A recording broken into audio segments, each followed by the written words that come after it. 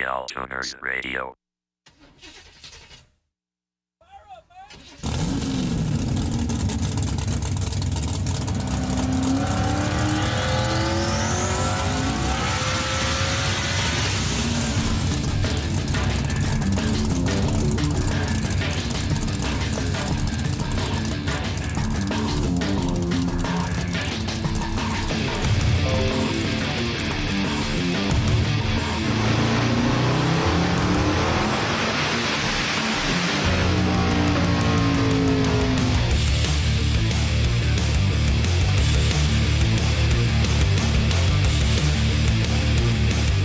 Are you interested in learning how to tune electronic fuel injection live in person with the guys from RealTuners? We have 2-day courses in dyno shops across the country. Register for all of these at RealTuners.com. Click on RealTuners Live Classes. If you'd like to bring 2 or more people, talk to us about group discounts. For more info or to make a reservation, go to RealTuners.com or message us at RealTuners LLC on Facebook. Learn how to tune your own standalone EFI systems like Holley, Fuel Tech, Megasquirt, Fast, and others on the chassis dyno. Includes topics such as traction control, individual cylinder tuning on a budget, and power adders. Upcoming classes with available seats are as follows. EFI Essentials in Detroit, Michigan, May 12th through 13th, and May 26th and 27th in Milwaukee, Wisconsin. Then Holley EFI Essentials at 417 Motorsports in Springfield, Missouri, June 9th and 10th. And an Essentials class covering all standalones at Nano Nitrous in Kansas City on July 21st and 22nd. These classes are designed to help you get your project running successfully in a course taught by people who've actually done this kind of stuff for a living.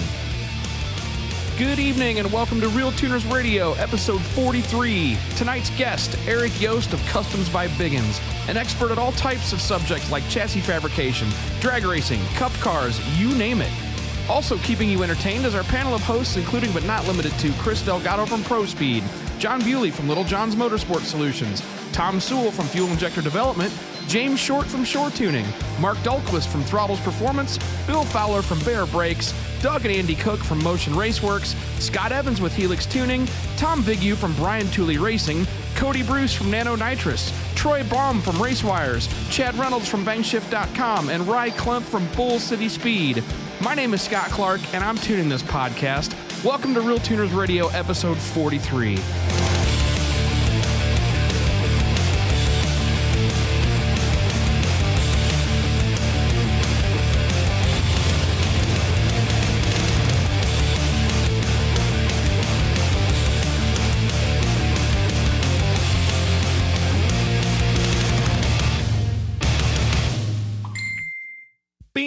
What's going on, everybody?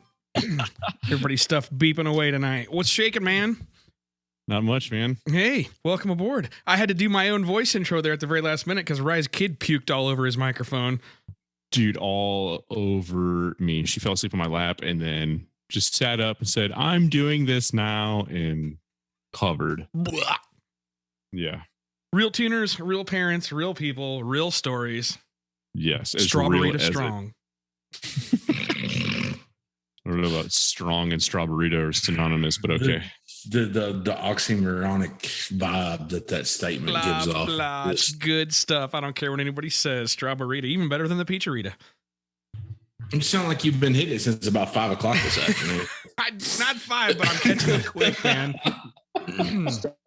I think we should pick up the Rita company as a sponsor. I think we should talk to the Rita people. I'll paint my car pink and throw it all on the side. Can you just imagine what we need to do is we need to like compile like all the mentions of their product and like the discussions that happen on Facebook and just show them how much traction the whole topic of the strawberry and the mangarita and has gotten. And I guarantee you they'd send you a case a week. Agreed. They probably would. That'd be pretty good because at $3 a pop from the gas station down the road, it's gonna run me empty. I've already made contact with the distributor for your part of the world, Southern Glazers Wine and Spirits, yes. And there's going to be a surprise semi-visit to your door soon. Awesome. I'll tie up my dog. I don't want my dog to bite the guy making a nice delivery. Cool. Did Amazon start shipping these Ritas?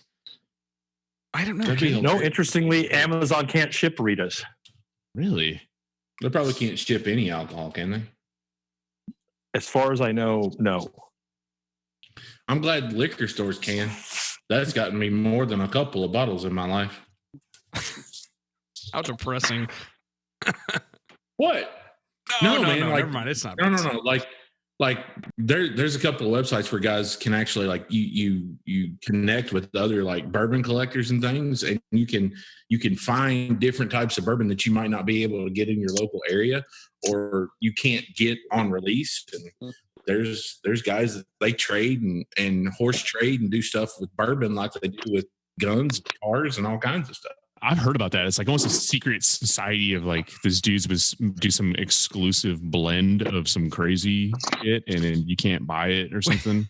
You don't have to be lonely at bourbondrinkers.com. It's something weird like that, because all I know, I spent the weekend with Mr. Bewley down in at James Short's shop. There was a number of us there for a class at Shore Tuning, which turned out really cool. And a big shout out. I see Kirk Bing just joined in here. My buddy Kirk. That was his third RealTuners class that he'd been to, the HP Tuners class that we put on. And anyway, it was pretty funny because I'm cleaning out the fridge at James's shop, and I think it's just a thing in the South, but like there's this stuff in mason jars that looks about like the consistency of kerosene. Don't throw it out. But I'm like, what is that? John's like, oh, there's some of that in every fridge down here. It's like, oh, cool. All right. It looked like apple pie. It looked like high octane shit you pour in the gas tank. What was that one movie? What was that one war movie where the guy, it's a submarine movie, and I can't remember which one it is, and he's got like a fifth of whiskey and he pours it into the gas tank. Periscope. He's like, he pours it into the gas tank. He's like, yeah, it thins the fuel out, gets me another 25 RPM. Thins out the mix. Yeah, dude. Thins out the mix, gets me another 25 RPM. That's Down Periscope. That's a great movie, dude. Classic. I know, right? I remembered the scene, but I couldn't remember which movie it was from. It was hilarious. I laughed for like days. I used that reference probably like a couple months ago to somebody, and I thought like they would get it, and they just looked at me like I was retarded. Is that the one with Kelsey Grammer as the captain? Yes. Yep. Okay. All right. I got the right one in mind now. Man, good movie. So, what's new? How was tell us more about the class there? Awesome. I mean, it's always cool when Bewley shows up, but it was our first GM factory ECU class. I don't even know if James on tonight.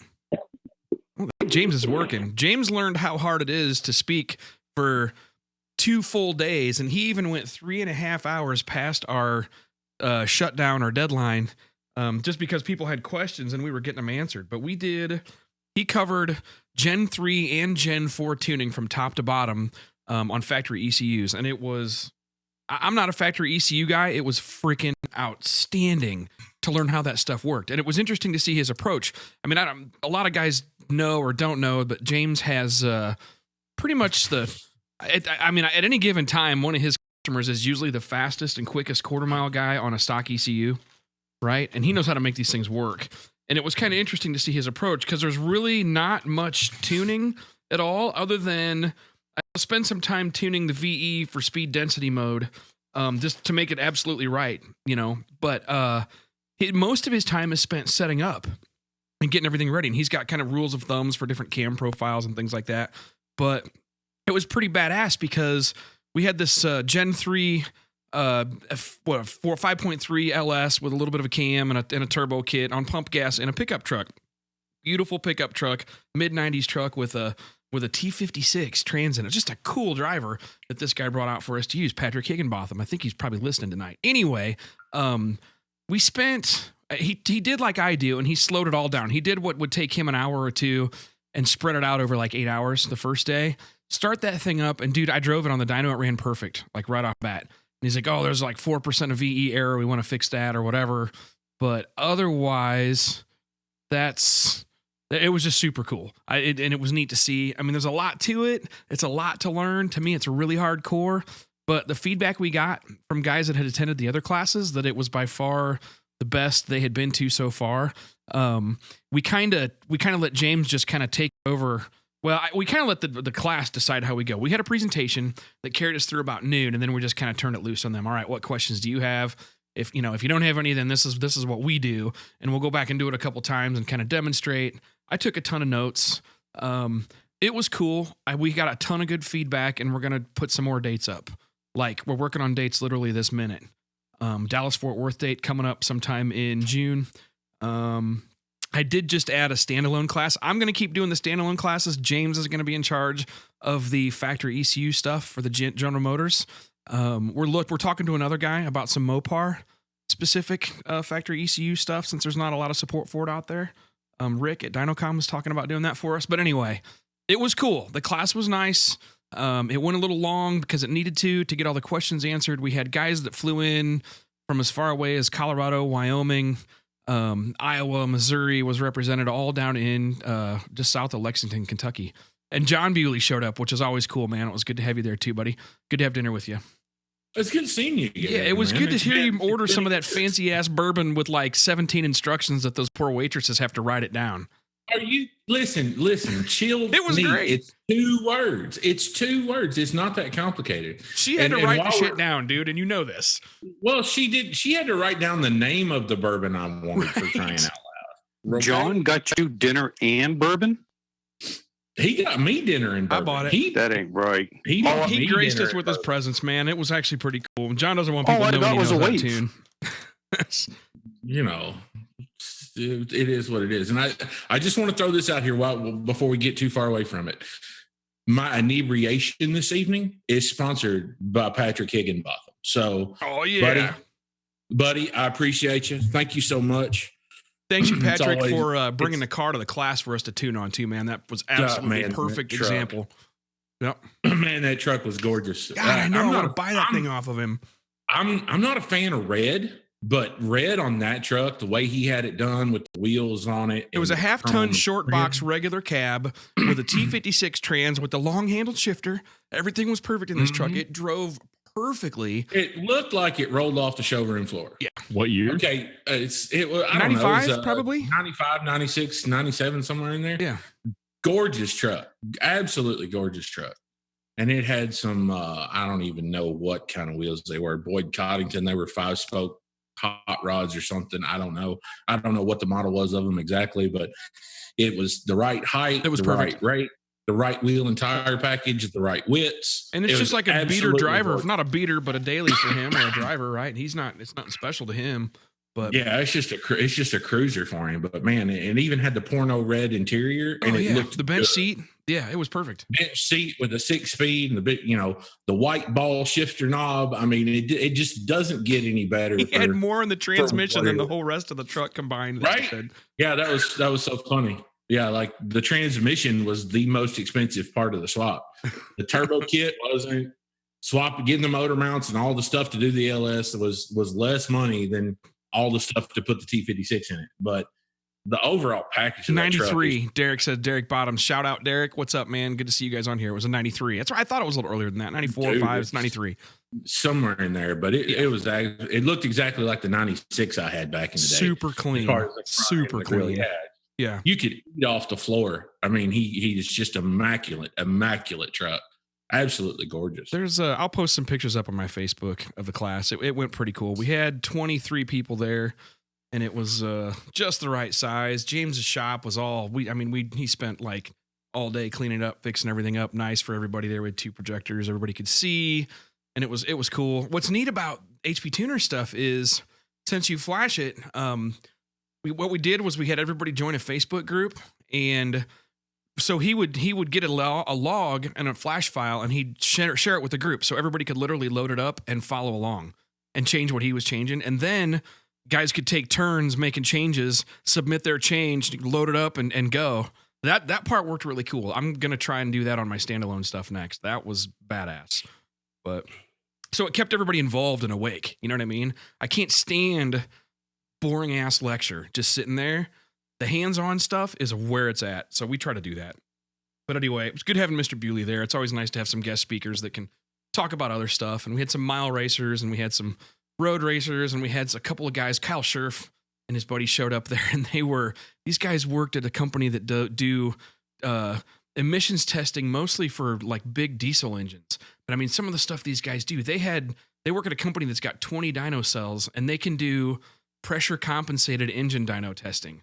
So they can take your engine and run it on an engine dyno, your 15-liter diesel, as if it's up at like 18,000 feet elevation, which is some really neat shit. But anyway, always neat people show up at those classes. I thought it was pretty cool.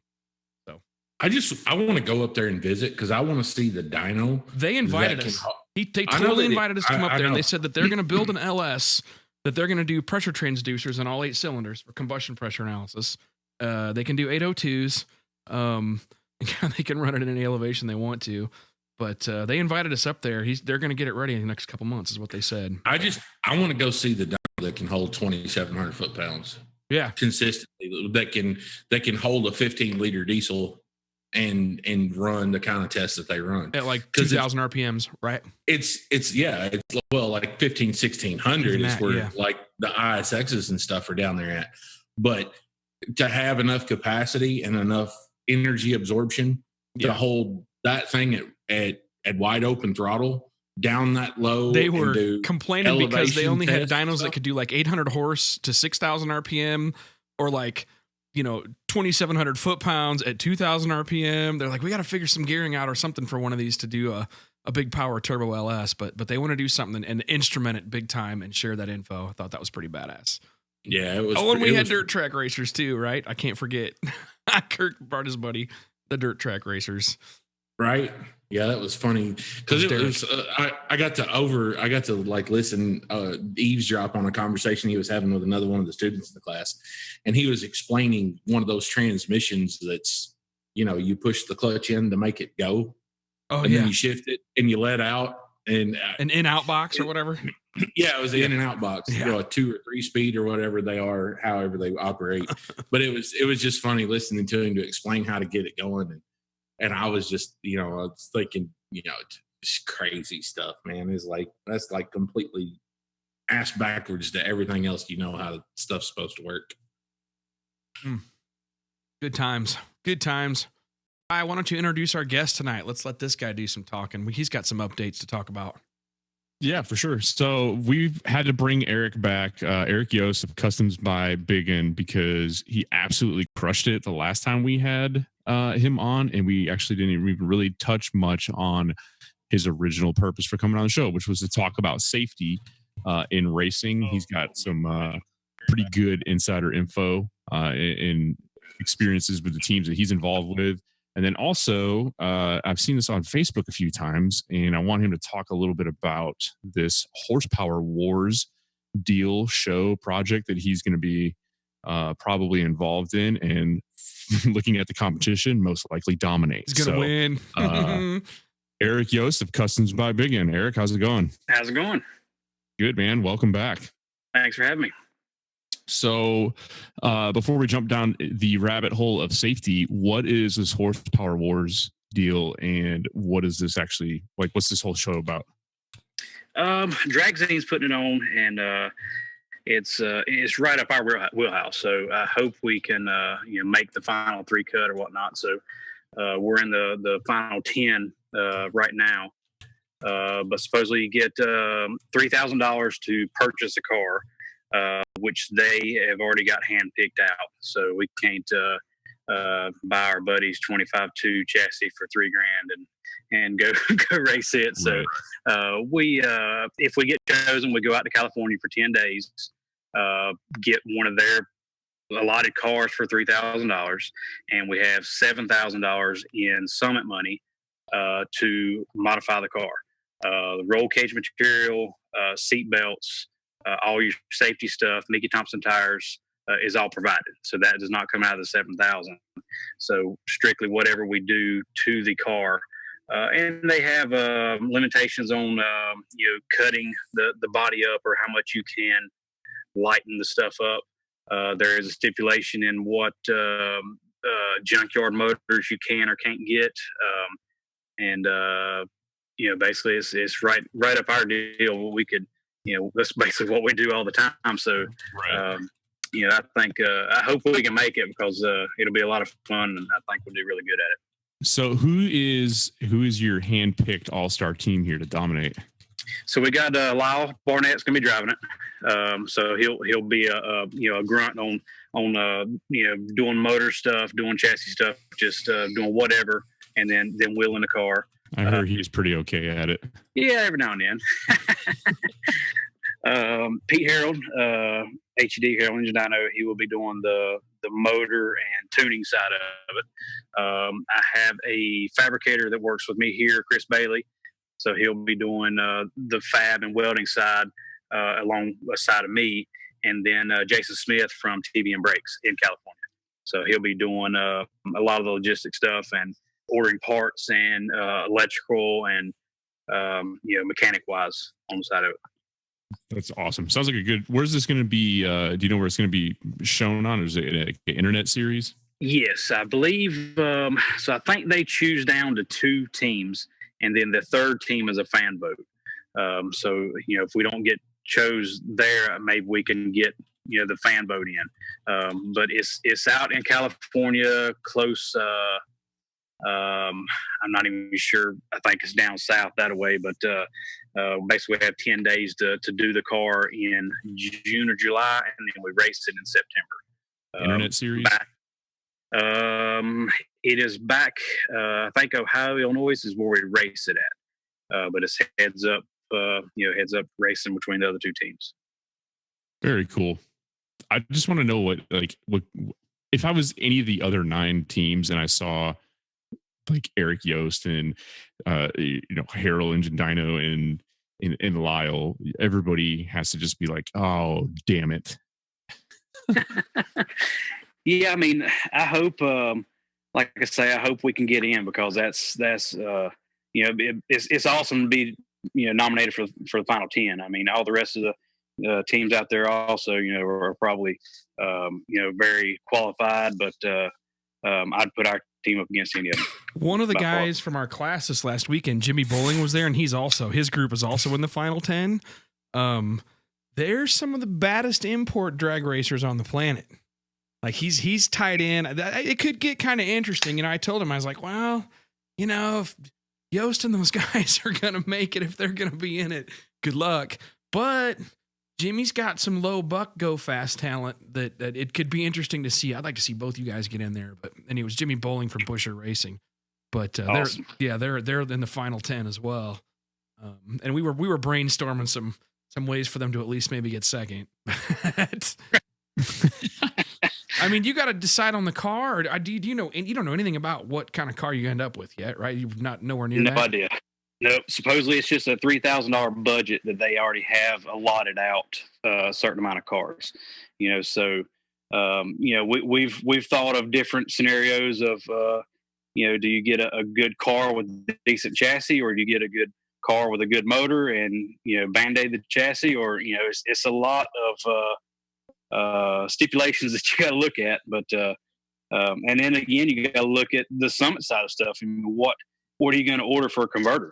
You're kind of you're not going to order a custom 9.5-inch converter for. They're not going to let you call up Dusty at PTC and blow 2/3 of your budget. Exactly. Right. Turbo wise, if we could go turbo, what turbos are available. So it's going to be fun. That's easy. Summit's got Borgs. Yeah. Oh yes. So you can at least get into 4-digit rear wheel horsepower territory with what they got. So because I think they've even got like the 88 millimeter XXE. So it's nothing like what Jose's got, but that unit will still make some jam. Yes, for sure. Sure. Hey, Eric, you said final 10. How many did they start with? So you basically submitted stuff in to start, and they chose down to the 10. So this is the first cut, basically. I gotcha. Cool deal. Awesome, guys. What's your budget for this? Did they tell you yet? $7,000 is what once we get the car, $7,000 is what we can put into it from Summit money. Allotted to us through Summit.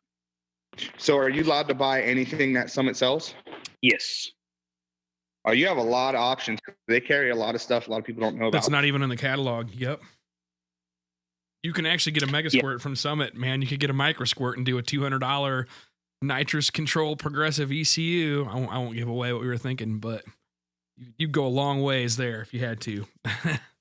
I believe they have dual power adders available also. It's in the rules. So. Right. I like where this is going. This could end up pretty interesting. I hope they don't screw this up. It's in California, home of the Nazis that find jegs, but anyway. So we had to do a video last week and submit it. So I think they're going to be showing them the next week or two, and our video should be pretty good. So I can just imagine what that's me too, right? I'm just Lord. I can just imagine. It might involve a Dart, Camaro, a jet boat, drones. Oh shit! Yeah, that's going to be interesting. It's going to be fun to watch. Yeah, so if you guys want to see Eric and help him and his team get up there, I don't know if it's a voting thing or a fan vote, but if you go over to Horsepower Wars on Facebook and yell out your support for Eric Yost, and let's help get those guys the recognition they deserve. And make sure we know, Eric, how people can go vote for you once you know, or once that phase is hit, or whatever they need to do. Man, we'll put our all our mojo we have behind it, which is 120,000 people. It's not the hugest following in the world, but we can get some out there. Yeah. I'd appreciate that for sure. Yeah, for sure. Bitching. Rye, you're doing so good. Lead away. So moving into the next thing, I think you had some stuff that you wanted to talk about. I don't know if you brought some talking points. We wanted to talk about last time safety in drag racing, or just any racing in particular, because your experience goes well beyond just drag racing. Is there anything you want to talk about in particular, or? We can start from anywhere, anywhere you want to go, man. Basically, back in one of my first pit crew jobs was with Kenny Irwin, and Kenny Irwin, died in a crash. I pitted for Blaze Alexander. He also died, and Dave Steele, and he died in the crash this past year. So some of the pit crew stuff has not been, some of the best drivers I've, memories of pitting with them, and then they perish in a race car. But like in, Dale Earnhardt's crash and all that to come with the Hans device and seat belts. And, they say 10 inches of seat belt will stretch an inch. Oh, really? So if you have 30 inches of shoulder belts, that's 3 inches going to stretch. So if you're hooking your shoulder harness into the trunk of your car because that's the closest flat surface, that's not okay. Horrible. I mean, when we used to mount low, lower, down, and it actually compresses you, where it's not good. You want them as straight back off of your shoulder blade, straight to the back bar is the best scenario for a shoulder bar. Then they, 6 point, 7 point crotch belts, all that stuff helps out. They, in the cup cars, they call a petty bar, which is basically on your right front interior bar, and it kind of comes up at an angle, kind of towards the driver. Well, I don't even know if you can reach it with your hand sitting in a driver's seat. Well, Richard Petty's helmet hit that bar in a crash, and he was still strapped in the car. And they say that's why they called it a petty bar, because he had a mark on his helmet and a mark on the bar, and he was still attached in the car. With the belt stretch, your neck stretches, everything stretches so far under a 20 to 70 to 90 G hit. It's amazing what they go through. Like a lot of people think about the human body as like being relatively solid, but when you're in some sort of crash like that, you're basically just a big garbage bag full of water and bones, and it's going to do crazy stuff. Absolutely. Lyle went to a Stand 21 safety meeting in PRI this year, and they were there. They had a brain doctor there talking about Eric Medlin's crash, and he said that the tire came apart and actually had a chunk of the tire still attached to the beadlock, and that momentum of that chunk of tire running at 300 mile an hour basically shook his brains to mush. It was just the movement of that tire moving with the chunk, hanging out, just shook his brains to nothing. So then they started looking at the full containment stuff of how to keep your head, moving, but not too stiff, but have some padding, and it's a dangerous deal for sure. Can you comment on the 3-inch versus 2-inch belt rules that are kind of changing right now? Like the 2-inch stuff is usually for the Hans device stuff. They usually layer it enough to where it's as strong or stronger than the 3-inch stuff. So I don't think there's any real big stretch deal or anything on that side of it. I think the majority of it is guys don't have their belts tight enough in the car. Personally, I just every time I get in the car, I basically just pull my belts as tight as I can down, before pulling the water box or whatever. And the cup cars, when they have a caution flag, the crew chief come over to radio, pull your belts tight. Every time, to have the belt as tight as you can, because that's the last resort you're relying on. And the pour-in seats, I'm a big fan of. We do a lot of them here. We do the whole kit. We basically get a bigger Kirky seat or a carbon pod or whatever you want to do, and then do the pour-in around you. So if you're a regular 17-inch seat, we might do a 20-inch seat, but then pour in, you'll have 2 to 3 inches of SFI, impact foam around you to contain you. But we do the driver with the fire suit, with the Hans or the hybrid, everything. Like the little lines on your back will actually show in the impression of the pour-in is dead on to your body.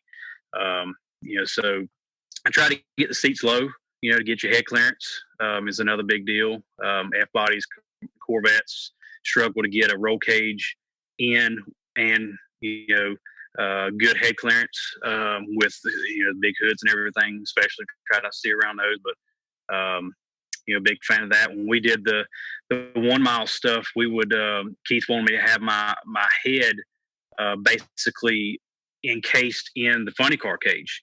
So we had impact foam and we put it, kind of like the ISP stuff for butlers that do the impact stuff, around your head.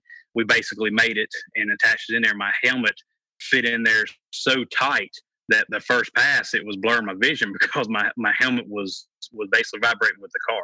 So it came back and shaved like a half inch off of it, went back out, and it was fine. But you're just relying on you have a run up to the bar or the roll cage or whatever you want to call it. If your head's 20 pounds with a helmet and and it's at a 20G, then it's that much more acceleration you're going to get before it stops on something. So I'm a big fan of all that. A lot of guys will fuss about funny car cages on the street and all that stuff, how they're dangerous or whatnot. And I've got roll bar padding on mine. I got SFI padding all around mine for drag week, but it's about the only thing you can do to protect you from what might happen. So cup cars seem to rely much more on the seat and the seat structure. They don't have the funny car cages like NHRA does. Have you evolved to the point where you've got an opinion on which would actually be better? We've got different sanctioning bodies. So if you had a choice, the new seats, like we used to do the aluminum seats, and you'd have a Butler or ISP or LaJoy or any of that, and then they came out with the carbon seat. Well, the carbon seat is actually it's almost 3/4 aluminum and it's wrapped in carbon. The seat weighs 75 pounds. It is unbelievable how heavy the seat is, but it is a pod. Your seat belt's attached to the seat. They don't attach to the roll cage. You mount the seat in the car, and all your seat belts attached to your seat. So it is a safe deal. Same deal. They do a pour in around all that. The leg braces and all that help out a lot. From same deal, your legs getting thrown around of hitting pedals or left side door bars or whatnot. I mean, can make a big impact on your leg, your knee, whatnot. Steering column, same deal. Do some padding around that.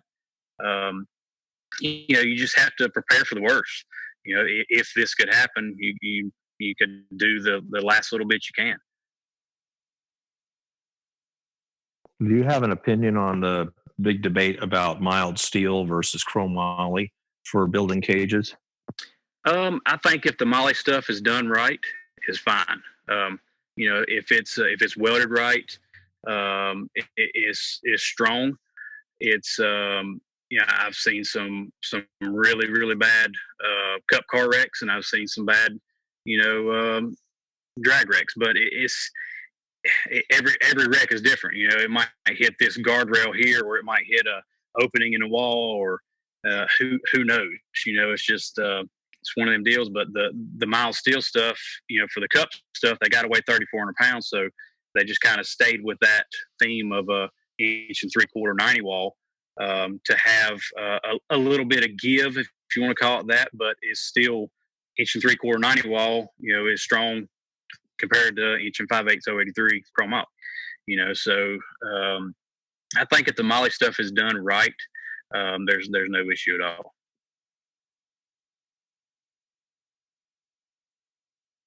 Good timing. Someone was literally typing that question and asked it as we started talking about it. Yay. Did you build Kevin Mullen's car? Yes. Yep. Somebody was asking about the wastegate placements in similar fashion to how you did the Dirty Bird, backwards facing pipes off the collector. So we found back when didn't have as good a boost controls out, if you want to call it that, or you know, AMS 1000 days or any of that. The cylinder pulses of the motor was actually affecting the 2.5-inch gate, you know, a 60 or 66 millimeters, a 2.5-inch pipe, and it was affecting the gate of not being smooth. We turned them around backwards, it smoothed it right out. Awesome. So the valve on the gate was fluttering, and you basically put intentional boost creep in there to stop it. It really wasn't even boost creep. It was, you know, you're opening a 2.5-inch hole, you're going to drop boost. Right. So it's it just smoothed everything out. It was a better deal with the technology and advances in boost controllers. I don't think it's as big a deal nowadays, but it did work. It worked great back then. Race cars are a complete different situation from a street car too, because you know the race cars, you know, it only needs the gate to get on the line, get stage, and go about the first 50 feet. After that, they're more than likely getting pinned shut, or they're not getting utilized as much as they would on a street car. So careful using that pin shut term. Scott might get super mad. I don't really care. Don't even start. You know, I don't really care. But and just as I say that, the Pizzeria clip shows up on the feed. How hilarious is that? A Pizzeria cam, you like that? Yeah, the Pizzeria. It's up right now. Got my mom's quilt hanging in the background. My basement, my studio. But you know, it's a completely, you know, it's all about, you know, the job that you're trying to do. You know, a race car is not trying to ride around limiting boost it. Don't cup cars? I mean, our cup cars are probably expected to take maybe some more direct hits too, aren't they? I mean, like drag race cars generally at most modern tracks, it's glancing type blows, isn't it? I mean, of course, tell Dan Parker that, but still, I mean, like you said, it's a different task, different job, different requirements. Yeah, I mean, I think SFI's got a pretty good handle on, you know, this amount of weight and this speed, you know, can be, you know, this strong of a chassis, you know, and the cup stuff, they're still adding bars, you know, yearly, you know, like the front halo bar, there's 2 of them up there now. They actually got 2 bars running right in front of the halo. You know, like the down bars, they're adding, you know, stuff for that, but it's all 1.75" 090. They take 95 wall and turn 5,000s off of it to save some weight. You know, some of the back bars are 1.5" 065. But around the driver, they have like a honeycomb deal that's like 2 layers of just say 16 gauge, and it's a honeycomb underneath the driver, so nothing will penetrate it. You weld it in solid. The left side door bars are plated with 1/8" steel now, so that's a lot stronger. You know, for penetrating any of that stuff. And you know, a lot of the drag race stuff, you know, requires the, you know, sheet metal under the driver and all that, but it's, you know, 24 gauge. So on that end of it, there's still, you know, a lot to be deserved on being strong enough or whatnot. You know, some can penetrate that easily.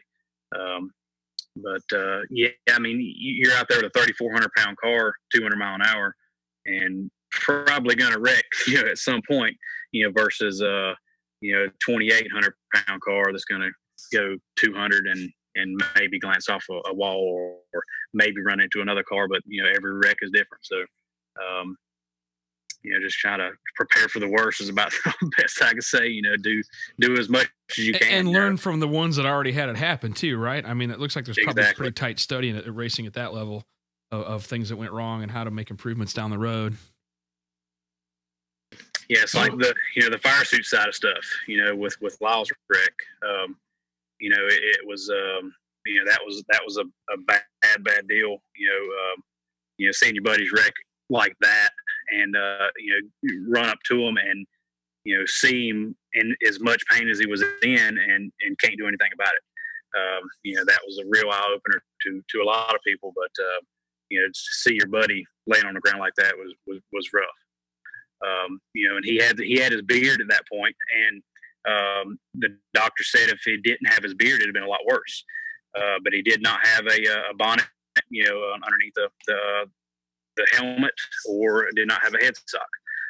So basically, you can see right where his beard stopped and right where the visor was, where he got burnt, around his face.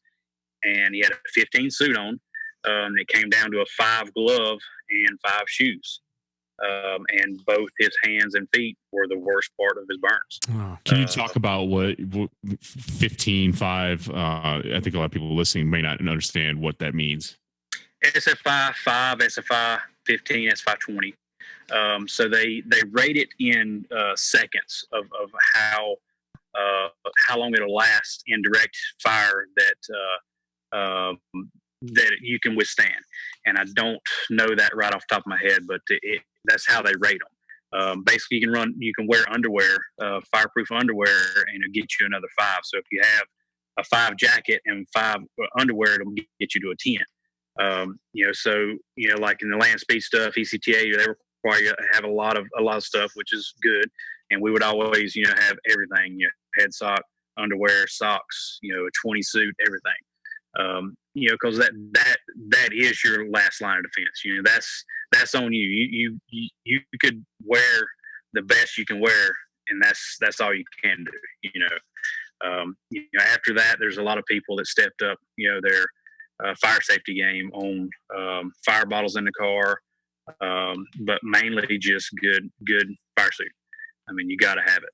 There's no ways around it. I don't care if it's Q16 or C16 or I think a Q16 fire would be just as bad as alcohol fire. The alcohol, you just usually have more fuel in it. So, on Lyle's wreck, it was just a perfect storm. It burnt number 8 cylinder on a Hemi. It was on the right rear with 2 injectors. 1 injector failed, came out through the cylinder and head, right through an oil passage, right through the carbon fiber tunnel, and directly on him. It was a straight shot. So it was like a perfect storm on that end of it. But the fire stuff, you got to have it. There's no way around it for sure. I followed his Does that Facebook car have updates. a fire system? I've got a question on fire suits for you, Eric. As you look at the different brands that are available, maybe some of the more budget-oriented brands up into the professional level brands, what do you see as far as stuff that is SFI rated for fire protection, but as far as weight and comfortableness in warm temperatures, what do you see as differences as you get into the higher end suits? I wore my pit crew stuff for a long time. It was SFI 5 stuff, and underwear and the 5 one piece suit, had the bonnet, head sock, all that, Hans device. And when Lyle had his wreck, everybody was stepping up to at least a 15 suit. I wore a Simpson 2-piece 15, and I wore a Impact 2-piece 15. And I had a buddy had a 20 Sparco, and the Sparco was like wearing a 5. It is so maneuverable, light, just flexible. I've got a 2-piece 20 and love it. It is unbelievable how soft and pliable it is. And they also make a the only ones that make a 20 shoe. So everybody makes like a 5 shoe, and then you got to put the big nitro boots on. But Sparco actually makes a 20 shoe. So you put it on, lace it up just like a regular, 5 Simpson or whatnot. But it's really, really nice. But I would say, I mean, the Simpson Impact stuff are nice. It's just more, I would say, cardboardy. It was just harder to move around. I mean, I'd say you get used to it, but I really like my Sparco stuff. And So how much cost difference are we talking here? I would say for a Simpson or Impact, you're probably 1,000-1,200 range, and the Sparco's 18,000-2,000. Somewhere in that range. So for an extra $800, you can be a lot more comfortable and have better fire protection. Yes. Same with helmets. A guy could buy a $200 helmet or a $600 helmet, and they ask, how much do you value your head? Yeah. So, 100. I had somebody tell me when talking about buying motorcycles, and they said somebody had like a cool, I'm not gonna name brands, but like a cool helmet with cool graphics on it, and they're like, yeah, I got it for $100. Like, oh yeah, $100 helmet on a $100 head. Yep. Boy, I wish my head was worth that much. But yeah, everybody, I'm sure there's people out there listening that kind of scoff at the price, $1,200, $2,000. But guys, it's a lot cheaper than skin grafts. Absolutely. Yeah, I'll never get another one, without good stuff on. And the fresh air stuff, once you get the bonnet and stuff around your helmet, it gets really stuffy. So the fresh air stuff has really came about where guys will get up and raise their visor. That was another deal. Lyle had his visor up, and the fire just came right in. And it did have fire suppression on it. And by the time he reached up, it was at his right side on the funny car cage. When he reached up, he pulled the handle off. It had already melted off. When he came to a stop, the door came open and he lifted up, and his seat belts were melted off of it. That's how hot the fire was. That he did not unbuckle. The seat belts were melted off. So it had melted the fire nozzle, the fire handle, and the seat belts. It was just a horrible fire. The right foot and right hand was the worst. To where basically they had to pull the shoe off of his foot. Is how bad it was melted on. Next fire handle, aluminum. Now we got the new system in the Dart that actually has the sensors around the tunnel area. So Thermally discharge. Yes. Yep. And you have the fire handles. So that it was a skinny kid car back in the day, old 10.5 car, and it had a carbon tunnel.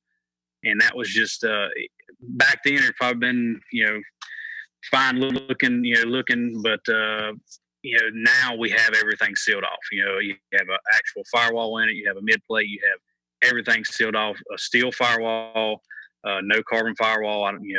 No holes. Everything's got to be sealed up. I mean, one little hole in the firewall at 180 mile an hour, stuff is going to find it through that, without a doubt. So that's the big deal. Everything now that comes out of this shop is sealed up and welded up with sheet metal on the firewall side of it. Just like I say, just from experience of something like that happening, that changes your whole outlook on how you build cars. So for wiring and stuff, therefore you have bulkhead connectors, so there's no pass-through or grommeted wires or any of that sort of thing? Bulkheads, I mean, we still got to do some sealants here and there. I mean, you can't get around, running wires through it, but just seal it up as best you can. It's one of the deals. You just gotta do the best. Instead of having like a gasoline car that had a throttle body hole, for intercooler inside, then you go alcohol, then you got a 5-inch hole right in the firewall. I had several of those come in and said, "Oh, don't worry about that." And no, that's getting fixed. Because that's just blowtorch. It's gonna come through there no matter what. Can you talk about, with the fire system, do you have a recommended, like, this is where I put the nozzles? What's the minimum that the rules state? And What's your preferred method and placements? Different series are different, but like drag racing stuff, I think, a 5 or 10 pound, like we've got 2 10-pound bottles in the dart. We can discharge both of them by hand, or one of them or both of them by heat sensors. Basically, I like to run them up like the center of the tunnel at your feet, maybe in front of you. If any of that sees any heat, it will pop and then come onto you, because more than likely the stuff is going to be coming towards you. So if you can spray yourself with the foam or with whatever, is the best scenario. And then out front, close to fuel lines, turbos, any kind of heat source that you think you might have something go wrong. Where a lot of times if ejector O-ring pops off and the fire comes out, from that side of the fuel rails or whatever, you try to place them in the best scenario you can. It may be even up front to where it'll blow back on, because more than likely the air is going to be pulling, back towards the firewall. So if you can spray it out to where it'll come, miss the whole motor, whatnot, something like that. Does that mean if you have 2 10-pound bottles that there's 2 different manifolds? You got one for the in-car and one for the under hood? Correct. Yep. So the NASCAR stuff, they would run a 10-pound bottle with a shower head over the fuel cell. So it was basically like a sprinkler head in a factory. If it's seeing the glass, seeing any heat, it would pop it, spray it on the fuel cell, and that was 10 pounds just on that. The front have another 5 pounds driver pull up front that he could pull at any time. I think land speed stuff, it would require anything over 200 mile an hour. You'd have to have over 10 pounds of fire suppression. So Dirty Bird, we would run 2 5s and a 10. Had the 10, as the heat sensing, and then 2 5s to pull, one on the motor, one on me. So right now in my car, I have a 5 pound pull. The fire aid stuff is nice. It's kind of a new technology stuff that when it soaks something out, the fire cannot ignite it back. It can't. You can put gasoline back on top of it and it'll light, but it won't burn the original thing that was on fire. So their stuff is really good technology. The cup car stuff still runs the safety craft or the white bottles. Can't remember those names right now, but the fire aid stuff is pretty nice. Is that Fire Aid? Is that Yes. the name? Yep. Okay, thank. What do you think? I'm scared to go back in the car. No, but you think about it, man. What do you think about the DJ Safety Cold Fire?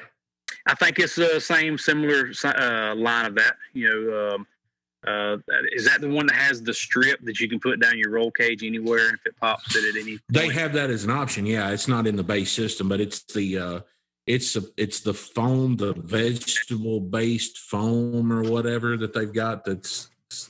It's not a synthetic chemical or something, if I'm not mistaken. Okay, yeah, the fire aid stuff could be very similar to that. It's it's like a water based type deal, but they would catch a dumpster on fire and put the dumpster fire out with a handheld aerosol. The stuff works like really, really good. And I think, Safety Safari's like picked it up on all of their pressurized systems, to put the fires out. But they have their 5 and 10 pound bottles, and then the aerosols and all their fire extinguishers. It's really, really neat stuff. Like, we got them around the shop just in the aerosols, to where you can pick one up and you got a little weld fire, and you hit it, and the can can sit there for 6 more months. You still got aerosol. It's not like a fire extinguisher that you got to go get recharged or throw in the dumpster or whatnot. So you can buy a case of those for dirt cheap and just have in the shop. Nice. Oh, so they're like little cans of spray paint. In other words. Absolutely. Yep. Now, those are like a cartridge in the fire system in the car where you just like load it in, or is that just another product that they offer? It's still loaded like a fire suppression, but it's not charged like the fire extinguisher stuff. So I believe if it loses charge, you can fill it and pressurize it yourself. Nice. Somebody's asking more about the brand. Is it Fire Aid? Is that the brand? Yes, fire aid. Yep. Did you catch that, Johnny Mattingly? He was asking. Hey, when you talked about the fresh air stuff, where can you expand upon that? Where you pull that from, and how do you plumb it into the helmet? It's not like a Parker pumper on a drag car or anything like that. No, so a lot of guys are, you got your helmet. You can do the vent or the snorkel on either side of your chin, up top, anywhere you really want to bring it in. And they use scuba tanks, so it's compressed air in the scuba tank. So basically, you turn it on when you get in the car, and it's fresh air coming in. Like some guys will get in, 9-degree day, and they'll shut their visor just to turn the cold air on because it's so much nicer. Yeah. The cup guys use like an AC type system that pulls fresh air in. It makes it colder or whatnot coming in. But the fresh air stuff is a scuba tank. Works pretty good. So that's just, it takes advantage of the same kind of state change you get with nitrous. So it's pressurized enough that it's liquid. It comes out, and therefore it chills the air. I hadn't thought about that before. That's awesome. The scuba tank stuff is just compressed air. So it'll be, if you have your bonnet on and your visor down, you're guaranteed to have fresh air coming into your helmet, not have any smoke. So that's the biggest deal of getting of keeping your visor down, keeping the fire out, and then having fresh air coming in, just so you can breathe and get out or do what you need to do. What kind of line do you have to run from the tank then to the system? Usually it's like 1.25 inches, almost like vacuum line or like a valve cover breather line. They make some lighter weight stuff that is real pliable and just kind of hook it right up. There's some companies out now that's got the magnetic deals that'll suck it on a magnetic to your side, and then just turn the bottle on. In a fire that melts fire handles off, how long would that last? Probably not too long. That's what I was thinking, Mark. Exactly the same. Yep. Can you? I've got somebody asking about window nets, and I know the NHRA rulebook has some particular stipulations on where you place those. Can you tell us a little bit about that? Yeah, I mean, I'm a firm believer in window nets too. The mounting place is halfway of the bar to the inside of the car. I don't know how many I've seen mounted to the outside of your roll cage. And if you get into a wreck, hit the wall, it's just going to scrape your tabs right off. It does nothing. So it has to be from halfway center of the bar to the inside of the car. So we've done a bunch. We try to give the driver as much room. We'll bend the bar kind of in and around, mount the bar below your diagonal bar, and then funny car deals, we can do them where they lean back. Mine I did where it attaches up top and I can roll it down for street driving. 850 stuff same way. If you don't have a funny car, you can attach it to where I don't like the buckles, the seat belt buckle type deal.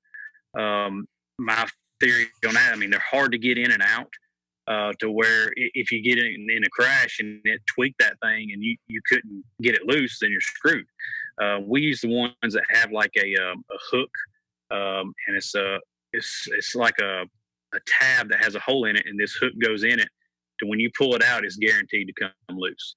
But it's got like a detent ball to where it'll hook in, and they work really good.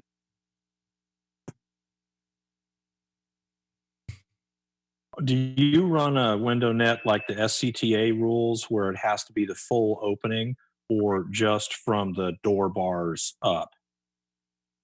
Kind of driver preference, what the rules state. I've done them both ways. Whatever really the driver wants. For a lot of the funny car stuff, we'll just do it from the edge of the funny car cage forward. Basically to almost to the park line to where you can still reach it good. It's sitting in the car, and keep your arms from coming out.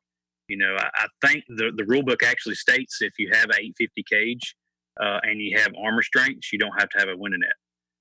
So if you do go to a drag race and don't have a window net in 850 and the tech guy tries to throw you out, you just have to put arm restraints on, you're legal.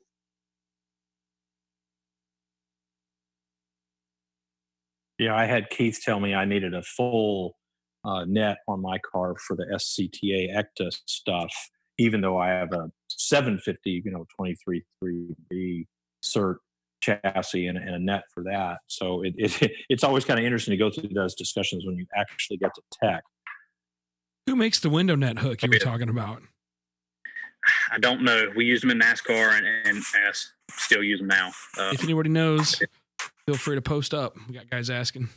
Probably got some people listening that know. Carry on. I didn't mean to kill the flow there.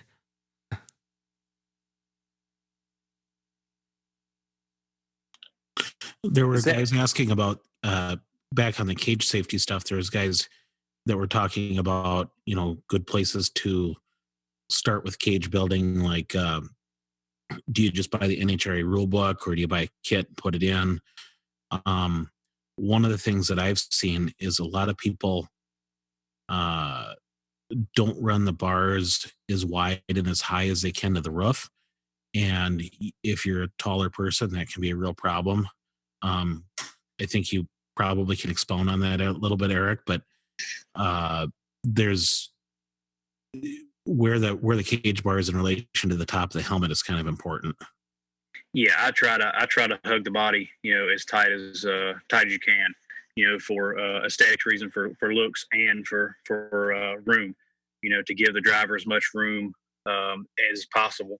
And same deal. Everything is going to move in a wreck, and to have that much more run up or allowance before you get to there would definitely help.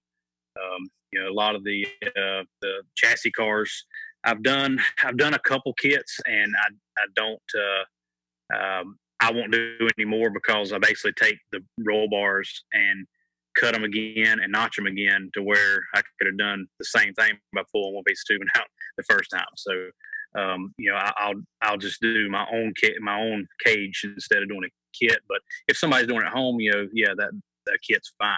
I do not like the Jegs kits or Summit kits that are 1 3/4, 134 wall welded.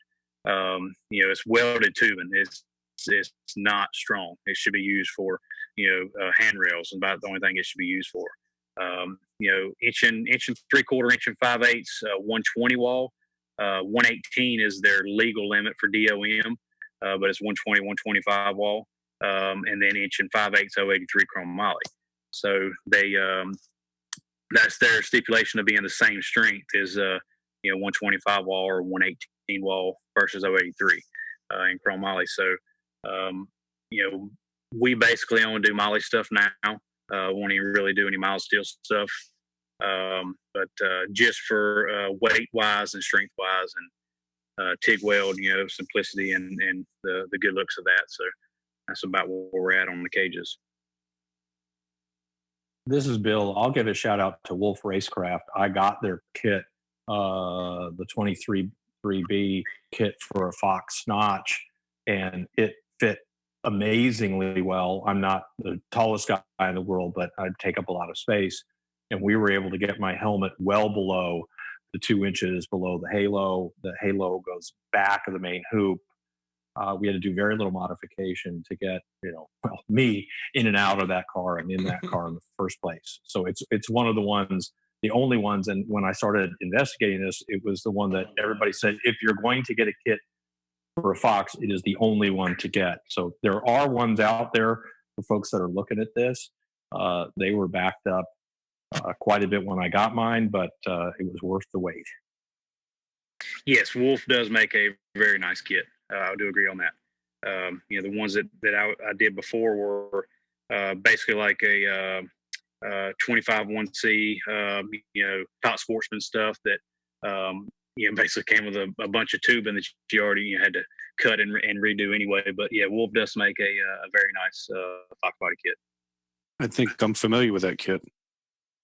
Oh yes. I think that was your last one you did.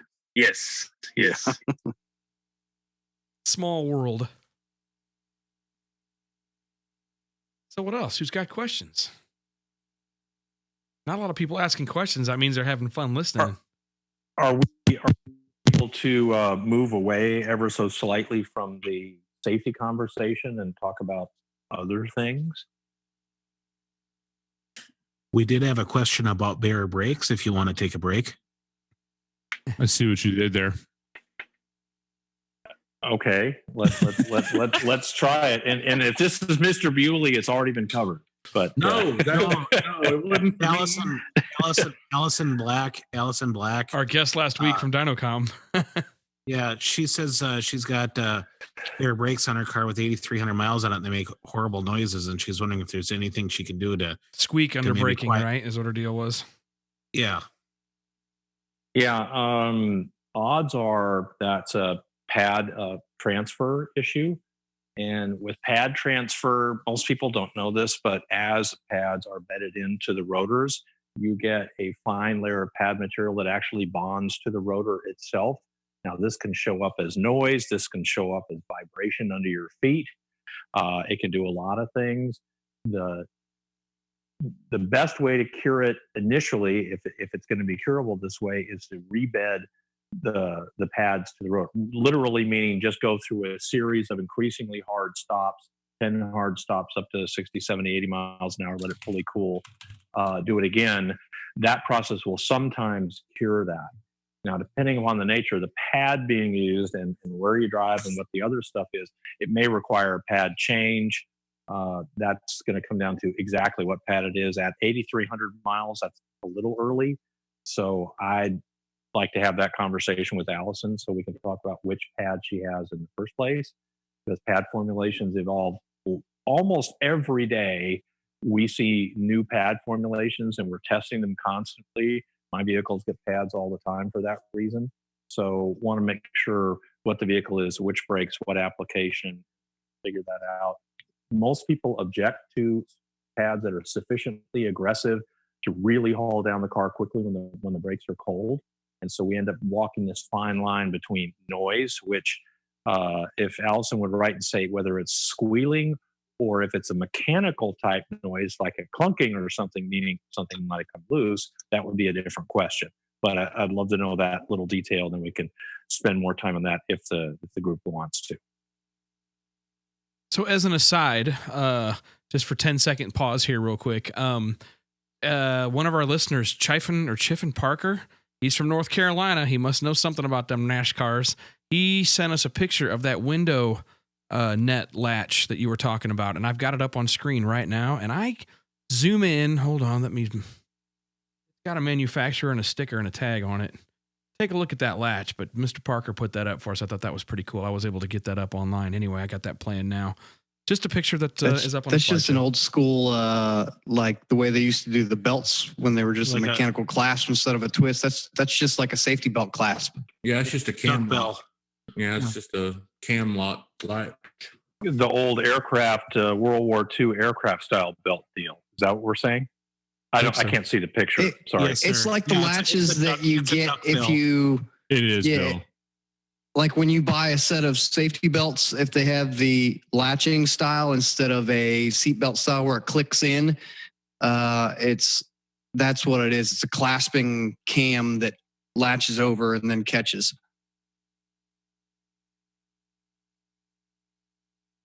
Sorry, didn't mean to throw us off. I thought that was pretty cool. The user dug that up, and I was able to get that image up on the screen. So back to your regularly scheduled, unplanned programming. Yeah, Sheffin probably got those for me. Got it. Yeah, Shiffin Parker. Thank you, Shiffin. Oh, shout out to can I announce his name? KY Streets Joe, bro. Joe. We'll just call him Joe. I don't know if I can talk about him. He's an elected official, but a good buddy of ours showed up at the class this last weekend here. Anyway, good to see you on here, Joe.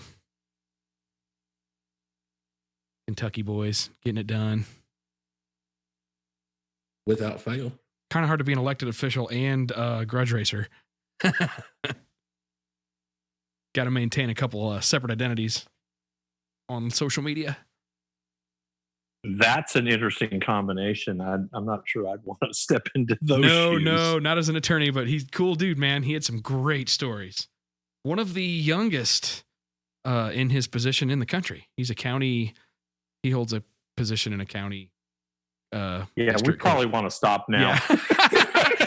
mean, he was okay talking about it. Joe, if you want to get on here, dude, message me. Send me a private message. I'll get you on the chat. He'll talk about it. He'll tell you the story. He's pretty cool. He's been helping me out a lot with car stuff. Thank you. Yep. Thank you, Joe. So Speaking anyway. of helping people out with the car, speaking of helping people out with car stuff, thanks for the help today on those brakes, Bill. You are very welcome, John. I'm actually the one sitting here all full of pride and everything because Little John's Motorsports is now an official Bear dealer, or Yes, about sir. to be, and I'm very excited about that. Brakes Yeah, that stop your car. Check it out. Well, I've been a big Bear proponent for a long time, and I have Bear systems on my own car. Like my own car has got the Bear SS4 fronts and then the dual caliper SS4 rears. It's probably going to be another 5 years before I can actually do anything with them, but they're on the car and I have them. So I really like their brakes. They make a really quality piece. They make a nice quality rotor. So it's, I'm proud to have that product line, bring that product line. I think they're just getting into the drag racing stuff. They're starting to come out with some lighter brakes that are more drag oriented. Well, That is correct. yeah, but I really like the SS4 stuff. Like it's like drag week car stuff Because it'll stop the car. Well, yeah, that it's a 4-pot caliper. It's not a huge caliper, and you get a really quality rotor that's vented. It's nice and thick and durable, so it won't warp after 3 stops at the drag strip. That kind of situation. So I don't know. I like the product. It's a really quality product. I really like it. You guys see Allison, Kevin Schweitzer's we will post? solve your squeaky problem. Yeah. Just want to make sure I didn't let that go. But John is right. I mean, some people may be familiar with my giant pig of a car, the 71 Mustang convertible, which going down the track was 4,300. And 4 of those little bitty brakes would stop that thing from 145 and change through the lights. That's one of my No favorite shoot. cars in pro touring mode. When he sets it up in pro touring mode, it's a pig. And when we were testing that car, he lives out on the West Coast, and we were, I guess, was that Pacific Coast Highway that goes through Newport and Corona Del Mar there? What highway is that? Are we allowed to talk about? Are we allowed to talk about what we were doing there? Yes, you may. Smashing I'm Italian sitting in cars at every Arizona. stoplight. There's nothing more fun than the guy that's got it was a baby blue Lamborghini, but man, that dude thought he was just going to own that old 71 Mustang making the rumbly noises. That was funny because I was riding shotgun. I got to watch the look on the guy's face as he's grabbing gears on his steering wheel or whatever the hell he's doing. Bill's just walking this guy. But we were just doing some test and tunes up into, stoplight stuff, all safe and legal, of course. But good times. Good times in that Allegedly. Mustang, man. I think it's a barge, but it's fun. Those are the most fun ones. The ones that aren't supposed to be able to do stuff like that are the most fun ones that when they do it, it's hilarious. Did you guys see? Oh, shoot. Who was it that posted? Hold on. Kevin Schweitzer. And maybe we asked this already. Can you explain more about heat sensors for fire suppression, brand of sensor, and how do you mount those? So there's a couple different versions of it. Like the shower head one is basically like the ones in a factory that have the hard plastic or the glass deal, and when it sees a certain amount of heat, it busts and it showers out. There's one that has a line. Basically, you could do a 10-foot, 12-foot line, and it has pieces every 4 inches, and you zip tie it to your roll cage wherever you want it to go. And if it sees any of those pieces, once you get it all done, hooked up, then you charge that line. And then if any of that is protruded, then it discharges at that hole. And then the fire aid one is a little different than that, even where you can take your multiple pieces or whatnot and position those out in the cab or out front. And same deal when it sees a certain amount of temp. That it'll melt it or bust it and discharge.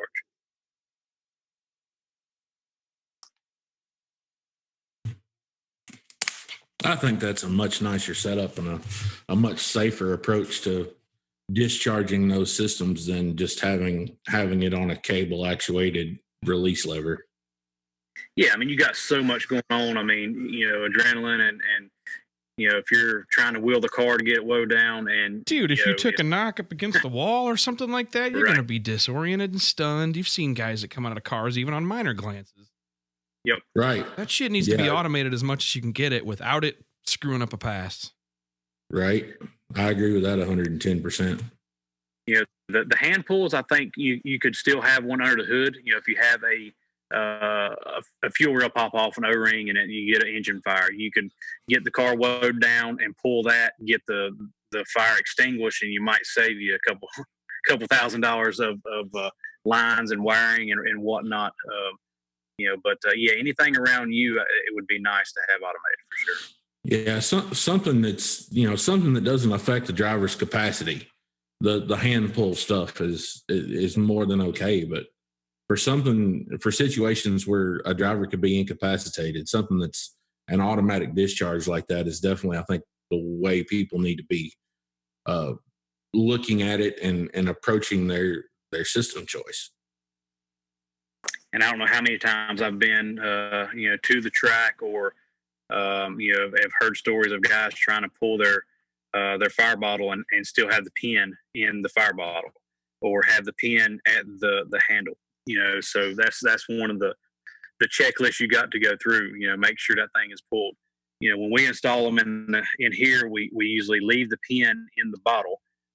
Put your cable in the fire bottle, and it usually is held in with a set screw. But I don't know how many I've seen they tighten the set screw so hard that you can't pull the cable.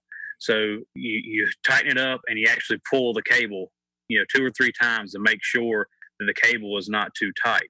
Once that's all said and done, put your pin in the handle and then pull the pin on the fire bottle.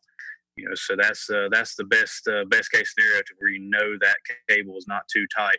And in wintertime, even take it loose and lube the cable and do all that to make sure it's not binded up or rusted up or whatnot. To make sure all that's good to go. And put plates over your collectors so the mice don't crawl into your motor. Yeah, I'm glad you touched on actual maintenance of the system. We haven't touched on that, and that's just another system on the car that needs attention. Like everything else on the car needs attention. Absolutely. You mentioned the pour fit seats. So for the cup guys, if they're involved in any kind of an incident, does that mean they'll re-pour the seat every time? Just No. sort of like if you bang a helmet? It's a hard density impact foam, so they have it figured out to where it's going to take this amount of force or whatnot that it'll withstand. So it doesn't really hit and then stay hit. It's just a shock absorber, a certain amount of durometer, if you want to call it that, for the foam. Like for the head side of stuff, they have like a different colors. You might have a blue, a pink, a green in layers to where the pink is really, really soft, and then the blue, and then so that it kind of contours into the soft to stiff, to where it's still they're wrapping in Nomex and all, but it'll be a little more forgiving. The roll bar padding is hard to touch, hard to, if you hit it on your head, it is hard, but they have it figured out to where an impact is way safer than the bar, so people was like, oh, I need to put the water pipe stuff on it, which that does nothing. It needs to be an SFI approved roll bar padding. I'm going to get your opinion on something. When you talk about, roll bar padding and some other things and containment versus a 25.5 versus a funny car loop. These street cars have evolved to a point where, if you don't have a 25.5, you're basically not legal. Some of these combinations, especially the turbo cars, it's so easy to make the horsepower now that, the safety aspect of it, they're running way deeper into the SFI specs. Is it your opinion that these cars that do get street driven with 25.5s and 25.3s with these funny car loops, do you think that drivers of these cars, because we've all seen the accidents, the guys that get hurt and some unfortunately lose their lives to funny car loops and getting beat up in funny car loops. Do you think SFI should move away from having that funny car loop and move the way land speed is and the way NASCAR is and do a full containment seat instead of doing a halo around the driver that's built into the cage? Do you think that would allow for a safer experience with these cars when taking them out on the street and just driving them instead of, risking your life and banging your head off of a halo? Yeah, I mean that's where it's coming to. You got to have the chassis to run the ET you're going to run, and still be able to drive it on the street. And the funny car cage, like I say, I've got all the roll bar padding around mine. Up top, the little 3/4 bars, I got it everywhere. But I've also thought about doing like a containment seat, but have it bolt in on the funny car cage. Do the side plates to where it has a decent padded SFI padding on each side of the funny car cage where mainly bolted in for the street. You could take it back out, but then you're going to hinder some of your vision from driving on the street. So it's kind of a catch-22 to where you need it in one sense and not so much in the next, but I don't know. I don't foresee SFI changing anything anytime soon, on that side of stuff. But if you do the roll bar padding or like bolt in containment deal, you're basically doing the same thing as a full containment seat without a built-in headrest. You can basically do the headrest on the funny car cage. What do you think in a situation like that, if you're on the street and you've got a full funny car cage, what do you think about either just a simple open-faced helmet or even maybe a bicycle helmet just for added head protection? Yeah, anything. I mean, that's you're probably more likely to get in a wreck on the street nowadays than anywhere. But definitely anything like that would help for sure. I bought a little biker chrome dome helmet, little half dome, just for the sake of when I'm going to drive in the street. So I want to take a short break. There's a notification on Facebook that Janelle Smolin joined, and that's either Janelle or Matt Adams listening. And are they going to get a combined account now? I don't know, but they just recently got engaged on Friday night, and they're good friends of mine. I just wanted to give a shout out to them. Congrats, Matt Adams. He's a longtime listener. He's been to a bunch of the classes too. Yeah, and whoever thought that someone like Matt would have got engaged to a girl like Janelle? I mean, really? I was going to say somebody is she's she must be going blind. No, I'm kidding. Yeah, so in other words, he's way out of his weight class. I got to be careful what I say here. You can end up hearing me getting smacked in the back of the head by my significant other. But Dan Parker had a couple of questions. Go ahead, man. He wants to know why NASCAR requires only he says, does NASCAR require only a 5 fire suit? Is that correct?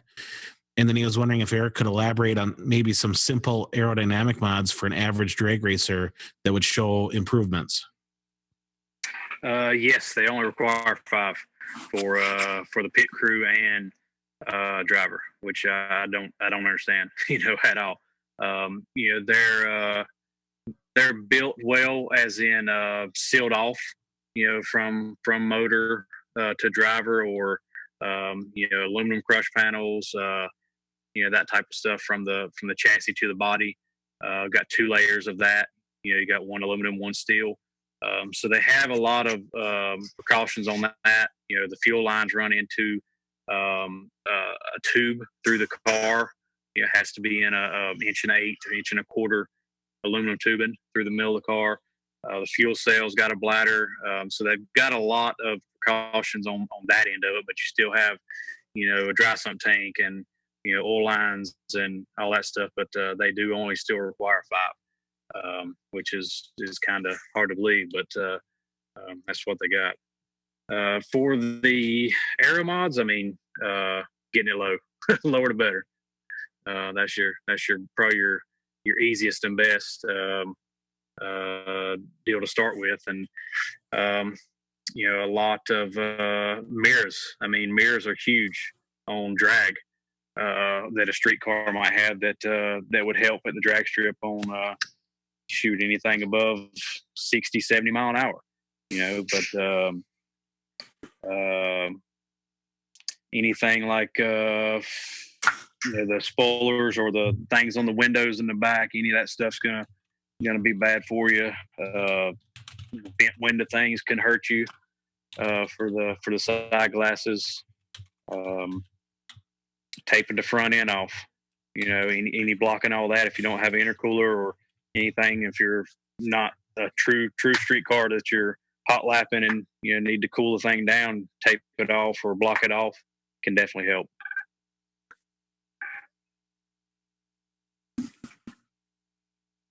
I'd like to circle back on one thing about the driving on the street with funny car cage and seats and all that. So this was a huge issue for me in building the Fox that I have, which is not a particularly fast car, but we did build to do a 750 cert. Now that decision is looking a little silly. Should have built it lower. But in any event, I run a Kirky full containment 20-degree layback road race seat, which means that it has the side bolsters up around the head and or the helmet. And when I'm sitting in that seat without a helmet, I've got 6 inches to the bars, and I have to go through the containment seat to get to the bars on the side.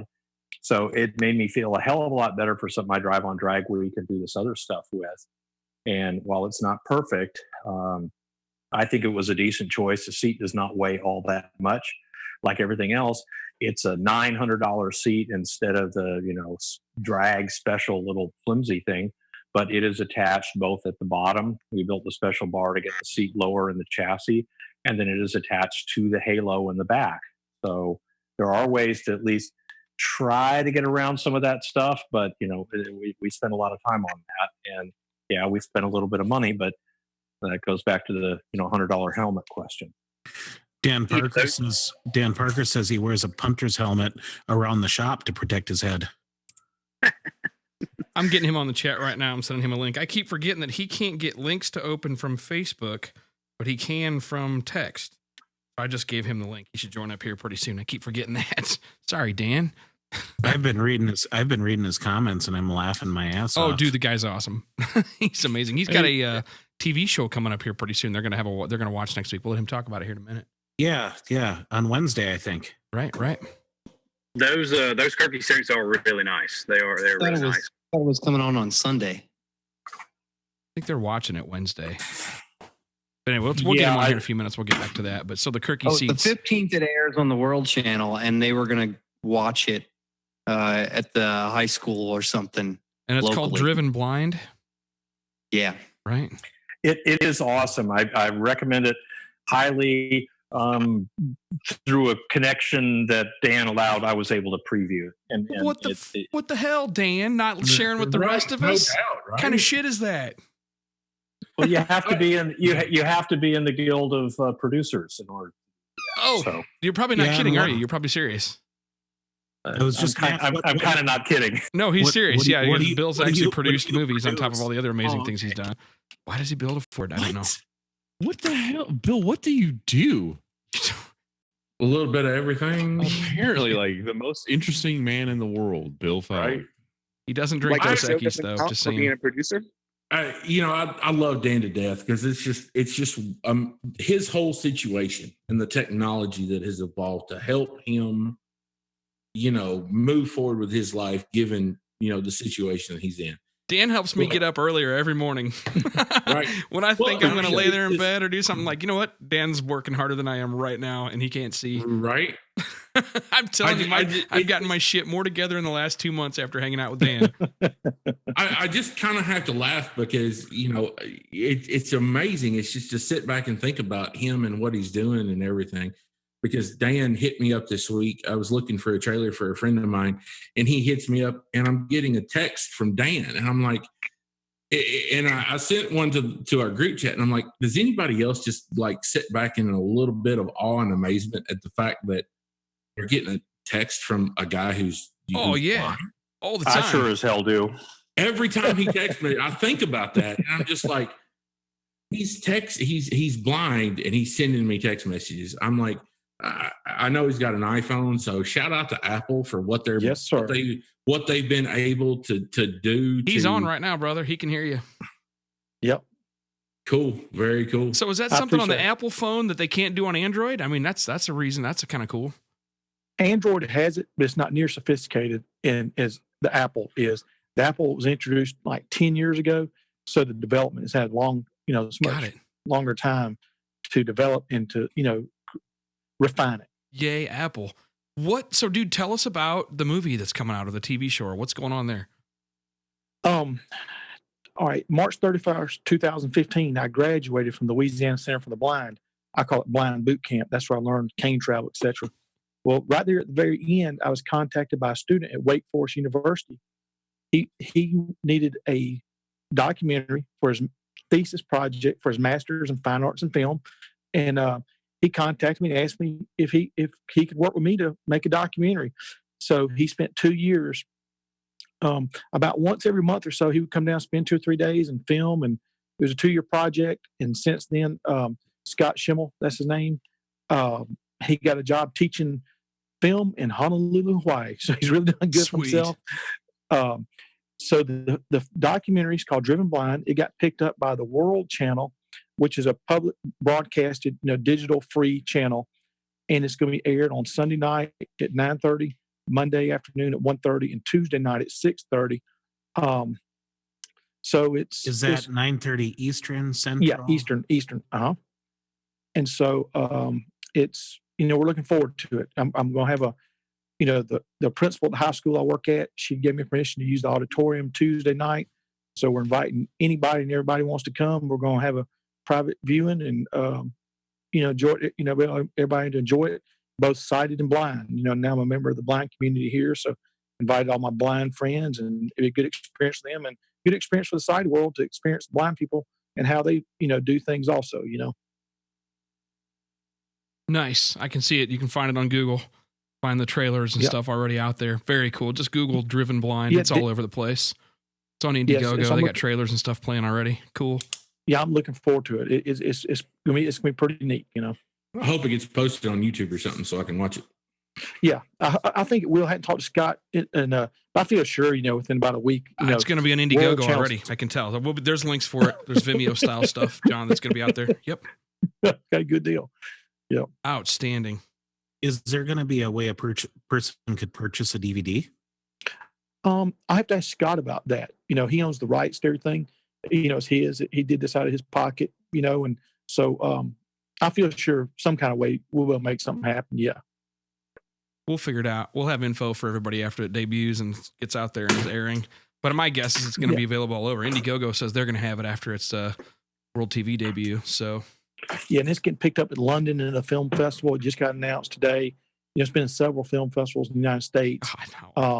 So it's getting pretty big. It's gotten some pretty good reviews, I believe.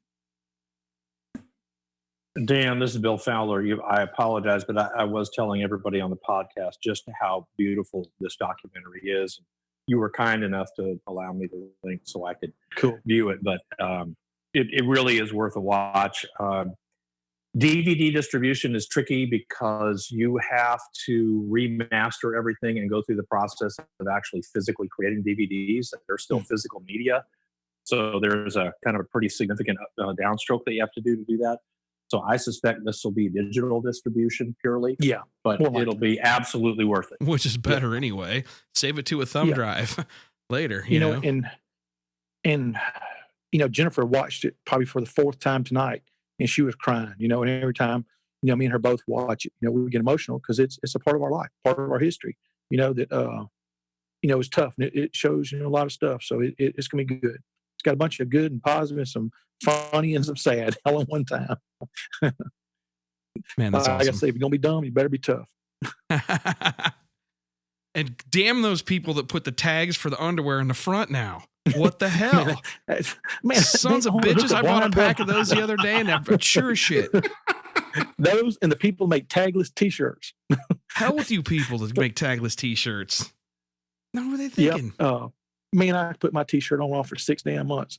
And the first blind guy that he was a accessible technology teacher for the state came to teach me my iPhone for the first time.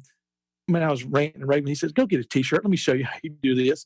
And so, if you go around the neck collar, the seams are to the back. So if you got 2 seams on one side, that's the back of the shirt. Just stuff like that you have to learn. I'll be damned. They're right. I got my Proline shirt on. It's got the seams in the back. Yep, that's right. Cool. Stuff you don't catch. I got it. Yeah, I got it wrong for about 6 months every time, I think. Son of a bitch. I just felt my T-shirt. I know. I did the same thing, right? He's right. Yeah. Yeah. I'm wearing a polo, so I'm kind of. Oh, so man, fancy. I got He's hot excited. I got the buttons in the front. I just got a collar. Are you allowed to wear a polo and drive a Dodge? Well, yeah. I mean, Well, that's how you don't have, please tell me you don't have on skinny jeans. No, I got on, I got on khakis. Okay. All right. We'll let you slide. All right. He ain't gonna fit in skinny jeans. Hey now, why you got to go there with it? Why you got to make comments like that for? I got a buddy of mine. He's got a new Z06 and a guy in a Ferrari outran him a little while back. And I sent him a text message, told him I heard he got checked into the nervous hospital because a guy wearing skinny jeans while driving, holding his Starbucks, outran him in the Z06, and he got institutionalized. He wrote me back. He said, "That's a good one." For those of you who haven't had a chance to go and look at some of Dan's videos, I recommend them highly. I learned a new way to measure and cut things. And at my advanced age, I need to learn all the things I can because I'm forgetting stuff faster than I learn. But there's great stuff. I mean, I just learned how to know which way my T-shirt goes on in case I'm getting dressed in the dark, which happens about half the time. My wife says, "Why are you up so early? Put the light out." And off we go. But go walk the dogs. They can follow my Facebook page, Tragedy to Triumph Racing, or on YouTube, they just search Dan Parker Racing. There's all kinds of videos that we post. Get on YouTube and search Dan Parker Racing. Easy to find. Or Tragedy to Triumph Racing on Facebook. I appreciate it. We still got a fundraiser going too, right? That fundraiser still going, the GoFundMe? Still going. Look for Tragedy to Triumph on GoFundMe. Go donate a few bucks, guys. Yep. And then I got a friend of mine donated some guns. We'll start selling tickets here next week. I'll raffle them off. And he donated some Sanders spindle mount front wheels. We're going to sell them or raffle them. And, every day we make a little chip forward on this deal. It's getting there. I'm still working on trying to find you one rod like you asked me to find. All right, no problem. If I had to buy one on eBay, I'll do. Do you need I meant to ask you this and I forgot about it until just now. Do you need an older model one or the later model one? He said this came out of a 2007. Okay, that answers the question. That answers what I needed to know. Yeah. It's supposed to be a 427 deal. Yeah, all the LS7s are 427, but the rods were made by 2 different companies depending upon year. Okay. The company Pankel made the rods for like the 08 and up LS7 and all of the LS9s. And somebody else made the rods for like the pre-08 cars. So I was just needing to know what model year, so I make sure I get you a matching. Okay, cool. I appreciate it. Unit. Good deal. I've got a couple of people on the lookout for a parted out motor. Yeah. Okay. I appreciate it. No problem, bud. I really want to tune in tonight because Eric is just a wealth of knowledge, and I was glad to see him come on again. And preach safety. I know he's been there with Lyle's situation, and that's something that's strong to my heart too. Is preaching safety, and I got some bars I added to the Corvette. I have them post up next week. And it's like Eric says, this stuff is minimum. You can do more. And so I found a few areas I thought I wanted to improve. So we did a few extra stuff on the Corvette. I'll post it next week. And people got to take this stuff serious. These cars are too fast. These aren't a 9-second car and a quarter mile or more, which is fast. But these guys, got 7-6 second street cars, are faster. And they got to realize that they got to go home that night. They got a job they need to go to on Monday morning, and it can go to shit real quick. See, I'm the poster child for needs more safety, and that was actually something I wanted to ask Eric. I'm looking to put a chute on my car. Any recommendations on the height, how to mount that? Yeah. Do you got a wing on it? It's just got like a stock, a little factory wing on it, not like a big wing. So they can affect. You want to do a spring chute or launcher, or what style? Yeah, I'm gonna use a spring chute. So they do a couple different scenarios on that of wanting to get the chute up in the airstream as quick as you can, but you don't want to shoot it straight up to where it might deploy and pull the car in the wrong direction or up. So some guys will do the tethers even off the rear end housing, but we usually do the chassis. But just angled back and up slightly. Some of the wings will do a low pressure to where it actually suck it up under the car a little bit. If you don't have an air launcher or something to really get it out, because it will have a low pressure, pulling it that way. But if you do something, middle ways of the bumper and not really kind of off of the deck lid area, and just kind of shoot it up into the airstream slightly, and get it deployed that way. I was thinking Also, I was thinking on the attachment of it, the height on the attachment, because if you put it too low, it'll pick the back of the car up, right? Correct. Yep. Yeah, you want it, about middle ways. I would say you don't want to be too low, like you say. It's just kind of an eyeball on that side of it, and then if it does start doing some crazy stuff when you do deploy it, you might want to move it. But if you stay center wise, out of the bumper, license plate area, you should be pretty safe there. So they're usually pretty forgiving, right? I mean, I've read a lot about it before I mounted the chute on my car, and the general rule of thumb was about equal to the height of the camshaft. Is that a pretty good rule to follow there? Yeah, I would say so. The more speed, the more critical it becomes. When we were running the mile at Maxton, we were going through. At first pass is like 238, and it went through, and I'm used to drag racing. I throw the chute going through the light, and it kind of got upset a little bit. Well, Keith came up and told us, "Man, you got plenty of shutdown. Go through." Slow the car down from 240 to 200, and then let off the brake, throw the chute, let it deploy, let the car settle back, and then get back on the brake. And we did that, and it was great. We went 241 the next pass, and but the faster speeds is going to affect it more. Crosswinds, you got to look at all that. If you got something crazy, a crazy crosswind could definitely affect the chute deployment. If that's a good rule too. If you're trying to deploy it under speed, if you're going through to let the car drive into it, so to say, and then that kind of settles the car down, then get back on the brakes.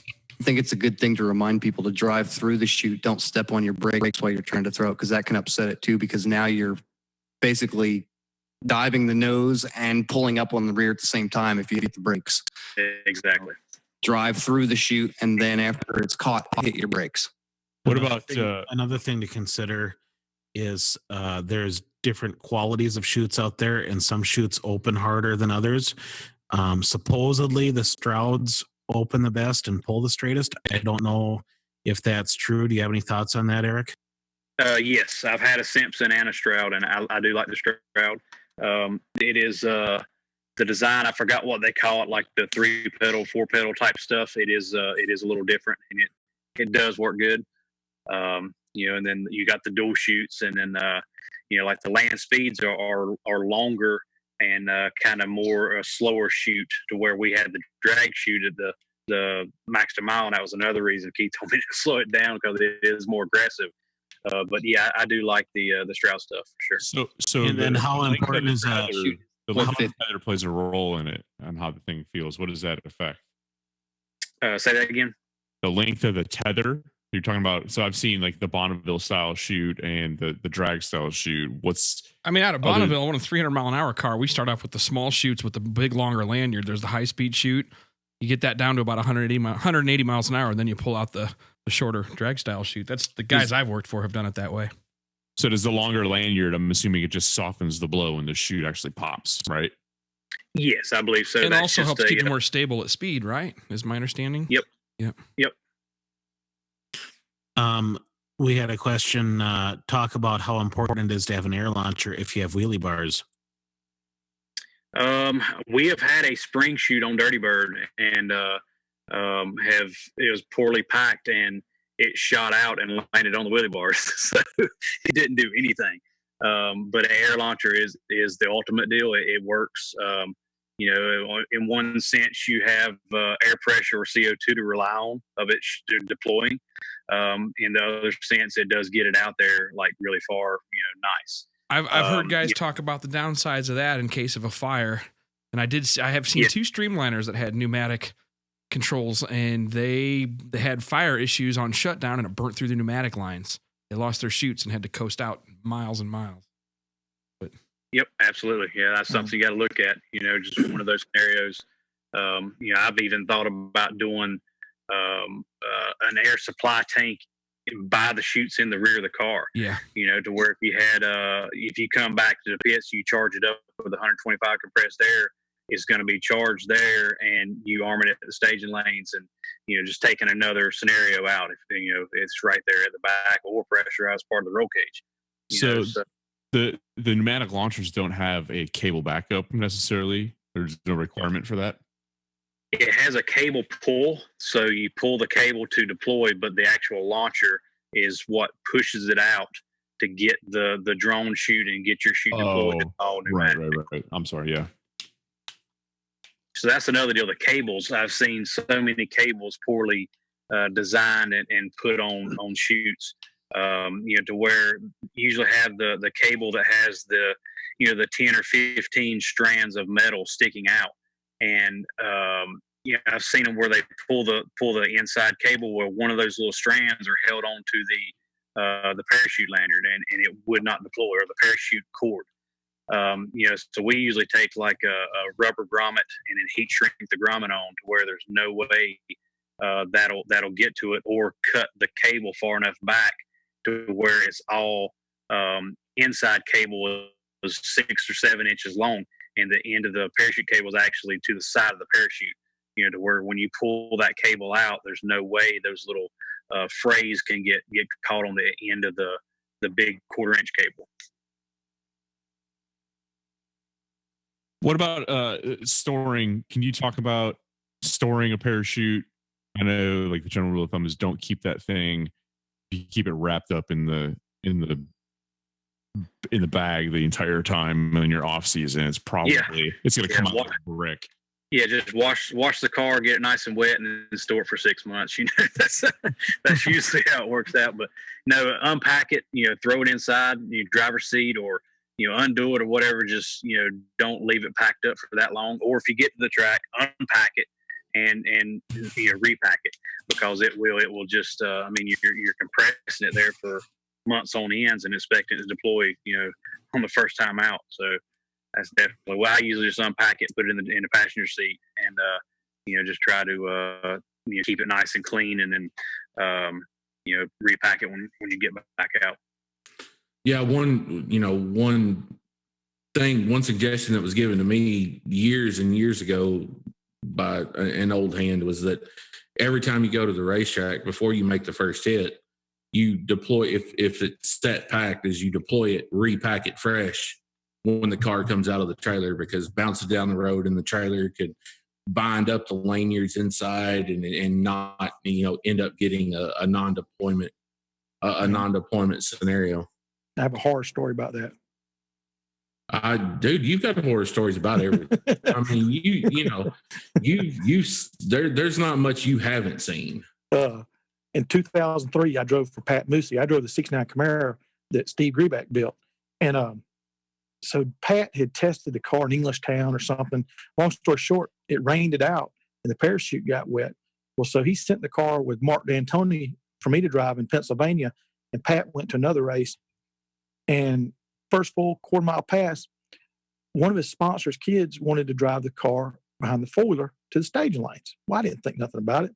Well, he took the steering wheel off and didn't put it back on good. Well, the track was bumpy. I go down through there at the quarter mile mark. I think we're like 680s. The steering wheel comes off. I fought with that for a second. Reach up, pull the parachute, throw the steering wheel on the passenger floorboard, grab the shaft, and the parachutes don't work. And I get it stopped. And Jimmy Biggs is the first person that comes down to me. He says, "Man, and he opens the door, and I'm sitting there collecting myself, obviously. He said, "Your rims are red." I said, "You see what the steering wheel's at?" I said, "It's been there since about the quarter mile mark." And so needless to say, when I called Pat, told him that, he went crazy. He said, "You better not scratch my car." And, a lot harsher words than that. I said, "Man, it's all good." But ever since then, I never took a steering wheel off a race car. I could get in and out of the 63 Corvette with my Hans device on, hooked to my helmet, and in and out with the steering wheel on. I was a freak from then on. I never took a steering wheel off. Yeah, I've seen so many videos of that. Every time I get in the car now, I grab my wheel and go ahead. I try to jerk the thing, like I was about to jerk the thing off, but I try to yank the thing off. Two things. Keith Turk added, blow out your fire lines with air once in a while. Good point. Good, yep. I know one that got clogged up with looked like spider or something crap, insect something. Mm-hmm. And then also, your story, Dan, reminded me, there's actually a video out there of Keith Turk's wife, I believe, Tanya, in the middle of a high 260 mile an hour pass, something in their Camaro, and the steering wheel coming off on her. And she puts it back on and continues the pass. It was awesome. She wins. Oh, she wins. Yeah, no, and there's a video, I believe, somewhere out there. I don't know if they're still sharing that or what, but it was awesome. Just totally calm, just like, whoa, puts it back on, pushes the button, locks it in. Car's going straight. But anyway. Goes back to it. There's a couple of good videos of people who they're pros because it comes off and then they reach up and then they just toss their hands up and just let it coast because they're already gone straight and they know it's all good. Just that's all. You can tell they're not happy, but they're like, well, fuck it. No problem. Got it figured out. Yeah. Jeez. I'm glad y'all covered the head containment deal because that's something that I think needs to go more towards the future is more head containment. To stop brain injuries like I suffered. And other people suffer from rattling their brain. Hey, Eric, can you talk about I'm a big guy. I'm 6'5", and you're kind of when you put a cage in something that just has streetcar stuff, it just sometimes has limitations on it. And to counteract that, you can do some layback in your seat to get a little bit more head clearance. How much layback is too much? It's to a certain point. If you get into a wreck, you'll be doing more damage, with, spinal compaction or whatever you want to call it on that end of it. But, there's probably a certain amount you could get away with. But we try to go, lower with the seat to give you more headroom. Whatever it takes to get the floor pan or chassis, down to give you more headroom up top. But I wouldn't get carried away too much with the layback because it can be bad.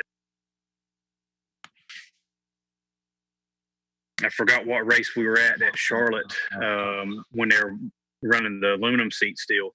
It was a bush race, nationwide, Xfinity, whatever you want to call it now. But the guy was coming off of turn one, and he came by and he pancaked the inside wall to where it had an opening like for the fire truck to come out, and he hit it just square as could be, and it split his seat down the center, right in the middle where they welded it. It was a formed aluminum seat, and it split right down the center, probably 6 or 7 inches.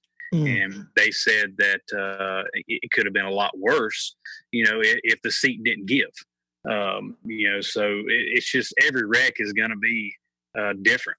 Your seat belts are there to hold you in the car. That's another deal I've seen many times. The shoulder belts just looped around the back bar and not have any kind of studs or tubing to hold the shoulder belts, and you just slide from one side to the other. Same with the lap belts. They just go through your floor pan with a 7/16 or half-inch bolt with no fender washer, no nothing welded, and expect that to hold. But Same with the crotch belt, go through and just, sheet metal screw it to the floor. None of that's going to work. So you got to look at all that in the long run of getting the seat belts attached to the chassis or car where they need to be.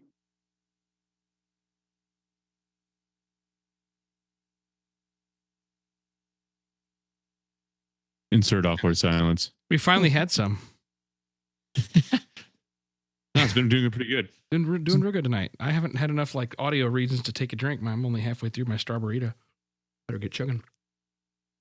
Sorry, I've been busy dealing with bees that have decided to take over the top of my house. I need to post that picture. Did your neighbors come knocking in the middle of the podcast and said, "Hey, dude, you got 4 million bees on the top of your house"? The next door neighbor chick just came over in the beginning of the podcast, and I hear a knock, and I go to the door, and it's like a frantic knock. So I was like, "What? Okay, something's wrong." And she's there. There's a whole bunch of bees up here, and you probably need to know about it. Get something. They just all of a sudden swarmed, and literally tell your bees to keep it down. Yeah, I know they're making too much noise. Yeah, they're the big pile of them up there right now. So Exterminator is here though, and he rang the doorbell a minute ago for me to show him where it's at, and he's dealing with it. Dude, I was driving a week ago in the truck, and I had my windows down, and just some random corner in the middle of the town that I live in, and made a right-hand turn. And as I came up to the right-hand turn, I'm like, what is that flying around? And then ran right through a swarm of bees, and 8 of them got inside the car. You would have thought. Yeah, I don't mess with them because I look like a crazy person. So did you get stung all over or what? Yeah. No, luckily I lucked out, but I probably took up 2-3 lanes trying to get the truck stopped and get them all out and make sure there was nothing on me. As my buddy said, I have a come apart. Right. Good term.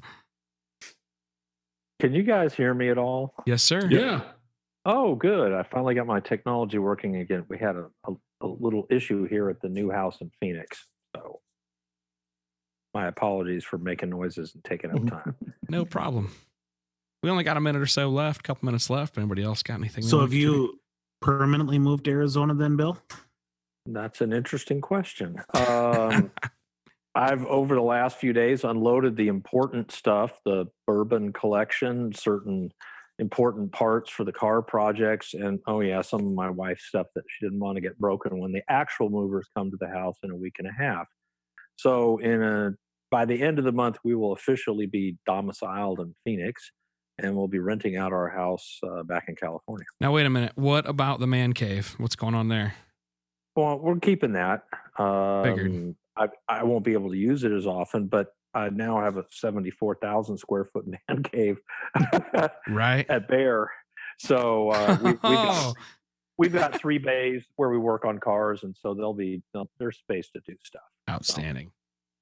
Gene Fulton's got a killer man cave at his house. I went there a couple weeks ago, spent the night with him. I dropped off my motor parts, and every Wednesday night, all of his flying buddies, they come in, they fly in the ultralights, airplanes. They might go skydiving, work on a project. They all grill out, cook out.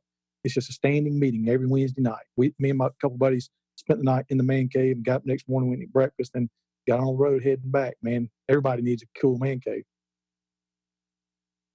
That's interesting. Gene Fulton, a pilot? Oh, he's an idiot. Yeah. Yeah. Now, wait a minute. I got my license. What's going on? No, he has a Cessna 182 that has 2 seats in it, so they skydive out of. Oh, He's got he is a an idiot. decathlon. Yeah. And then he has about 4 ultralights, and he'll skydive out of one of the things in a minute. Yeah. I've been flying with Gene before the wreck, and a friend of mine that lives here in town is on the U.S. Aerobatic competition team. So Gene came through a couple of years ago to see me. And so I got Marty to take Gene flying, and he gave him 15 minutes of 8 Gs of full aerobatics. And so Gene's on his motorcycle, his brother and his buddy. Gene's laying on the floor just trying not to throw up. Barf. I said, Gene, you gonna get you one of them, Gene? He said, hell no, that ain't no old man's airplane right there. And so before they took off, Gene said, do you have a barf bag?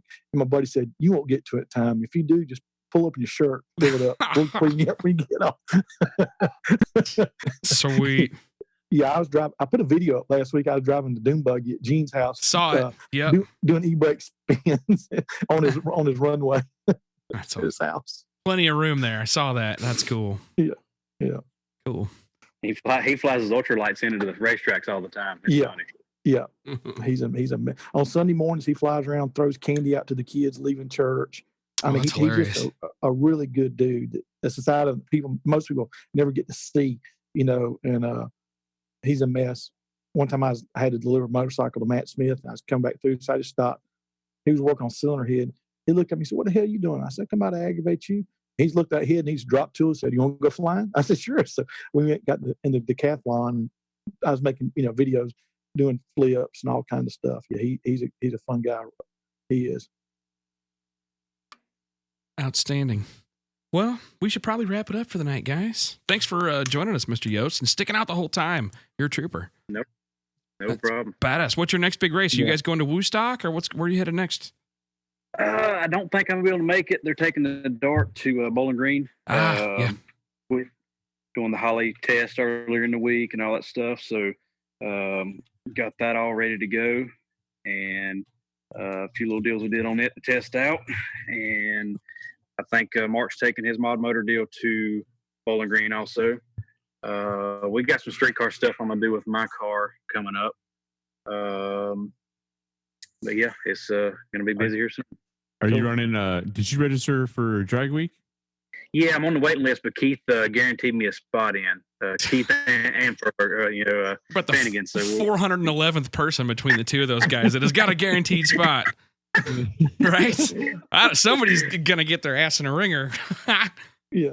At some point, they're gonna get more people to. Yeah. Keith did say if you return his windshield wiper, you can get in there. Yes. Yes. So, I don't know who all's going this weekend to the Blytheville, Arkansas race. Man, I'm hopping a plane tomorrow morning. In fact, as soon as I get this thing loaded up, packing my bags, headed to bed, catch an early flight out in the morning. I'm meeting up with the Matajasic brothers in St. Louis, and then we are driving the rest away to Blytheville tomorrow afternoon, evening, to get ready to hopefully not sit through thunderstorms the whole damn time. The forecast looks horrible, but we're going. I know Brad Rorta, Duke Reynolds from Des Moines are going. But there's a bunch of guys, the ECTA people, are going to show up at this event. So Cool. if you're around, it's near Memphis. Is that competition Coop you posted pictures of? Yes. Yeah. I can't wait. Not Andy Leach's, not the all metal one. No, but they have. Well, they got they got a modified Roadster, one of the really long ones, and then that's Brad and Duke's car, and then with Calvin Smith built that car, and then. I'm going out with the Matajasics have a second gen Camaro that's all been wind tunnel tweaked and aero. They're wind tunnel nerds. They're totally like hardcore into aero. And they finally did. Dude, I thought you did the valve train for their car. I'm pretty sure but did I? Yeah, it's lots of stock with a pair of old Master Power turbos, lots of stock LS that did all of 1200 wheel horsepower, 1250 at my class in Palm Bay, Florida, with Bryce Cumis and TJ Shantz at their shop. Anyway, yeah, so we're taking that thing out and seeing if they can go 220 in the standing mile with it. And of course, it's East Coast Timing Association. It's the first time they've had a race in 2 seasons. They spent all last year looking for places. I'm glad they get that back going. Yeah, and it's supposed to be an awesome facility too. Everybody says it's really cool. It's a runway. Another big level spot off the top of the mountain. It'll be beautiful. It'll be pretty scenery. But anyway, hopefully not storming too much. Even if it is, we're going to be camped out there getting wet and having a good time. Other than that, we'll probably take some really kick-ass videos and audio recordings of whatever happens out there. Because they've got another guy, Rick Lind. I'm tuning his car. You guys might know Paul Falcon down there in the southeast in North Carolina. Well, they were supposed to get this thing running on the chassis dyno at Paul's, but they had to get it in the trailer tonight, and they had troubles with some stuff getting it ready. So he's like, sorry, man, we're not going to get time to put it on the chassis dyno. Paul was going to get it tuned for me on the chassis dyno and get it lined out. It's a cup car, an iteration of a cup car engine with a pair of twin 88s, I think, on it. Just ridiculous. No, it's twin 6870s. He bought them through me. Oh, got it. He did. Okay, I wasn't sure, so I didn't know. So they're not gigantic, but I mean, it's still. Power potential is pretty nuts, and it's going in. He's got a big Ford. What is it? A Galaxy. They're gonna shoot me for not knowing exactly what car that is, but It's a pretty popular land speed car. But anyway, So you're going to be tuning this in the tech line. yeah. Like usual. Yeah. So Like well, then normal. here's So Paul, let's- right? let's- If you guys know Paul, so this is my conversation on Facebook today with Paul. He's like, sorry to let you know, man, we did not get dyno time, but everything's plumbed and ready to run, and it's got fuel pressure when you crank it. And I'm like, well, you gonna get it to start and idle for me? He's like, man, it starts on, you pour a little gas down the intake and it started right up, dude. You got it. You got this. All you gotta do is add fuel. Yeah, let's have that good thing. It's Holly. The Man, closed he loop told works me good. like a week ago it wasn't going to be ready. So No this has been pressure. planned. No pressure. It's just like freaking Larry Larson's deal. They're like, no, Clark, you're going to get to dyno this on the engine dyno and blah, blah, blah. And then they didn't get to do that. And then we didn't even get to start it and run it before they packed it up and shipped it. And then we unbox it and get in Larry's truck. And by the time it's ready to start, we got 30 minutes to go before we have to leave for drag week. But anyway, that same kind of shit. Yeah, that's a racing. So hopefully we get to make some passes and watch what happens. See if we safely get Keep us posted. Yeah, I definitely will. I'll do some Facebook Live stuff for sure. I'm bringing my remote rig with me. But anyway, so all right, guys. Thanks for all you guys joining us. We appreciate everybody on my host pod or the group here. Stick around. We'll chat for a few minutes, and I'll run the outro here. And we've had a really good audio night, so watch me totally screw this up. Anyway.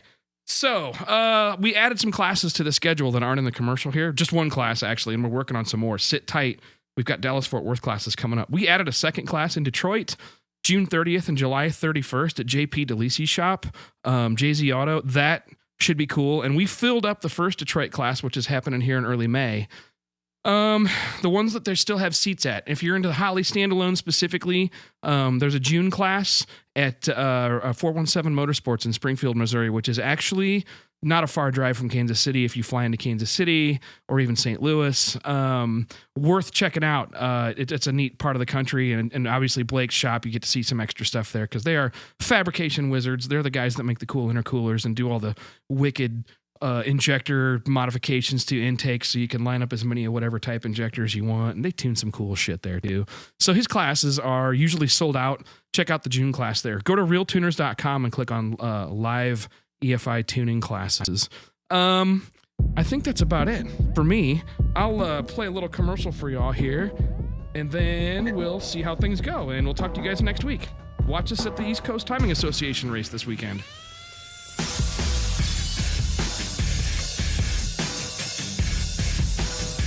Are you interested in learning how to tune electronic fuel injection live in person with the guys from RealTuners?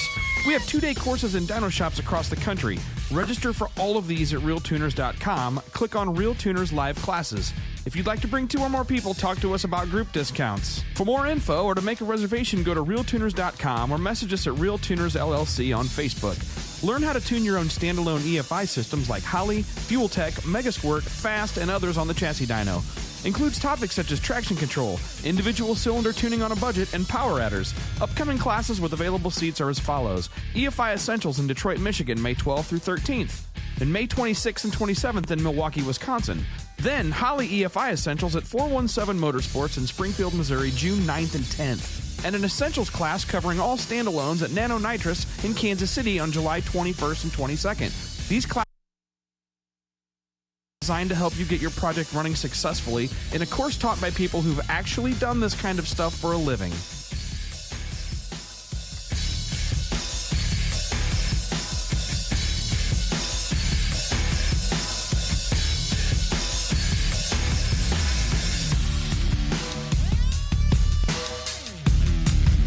There was the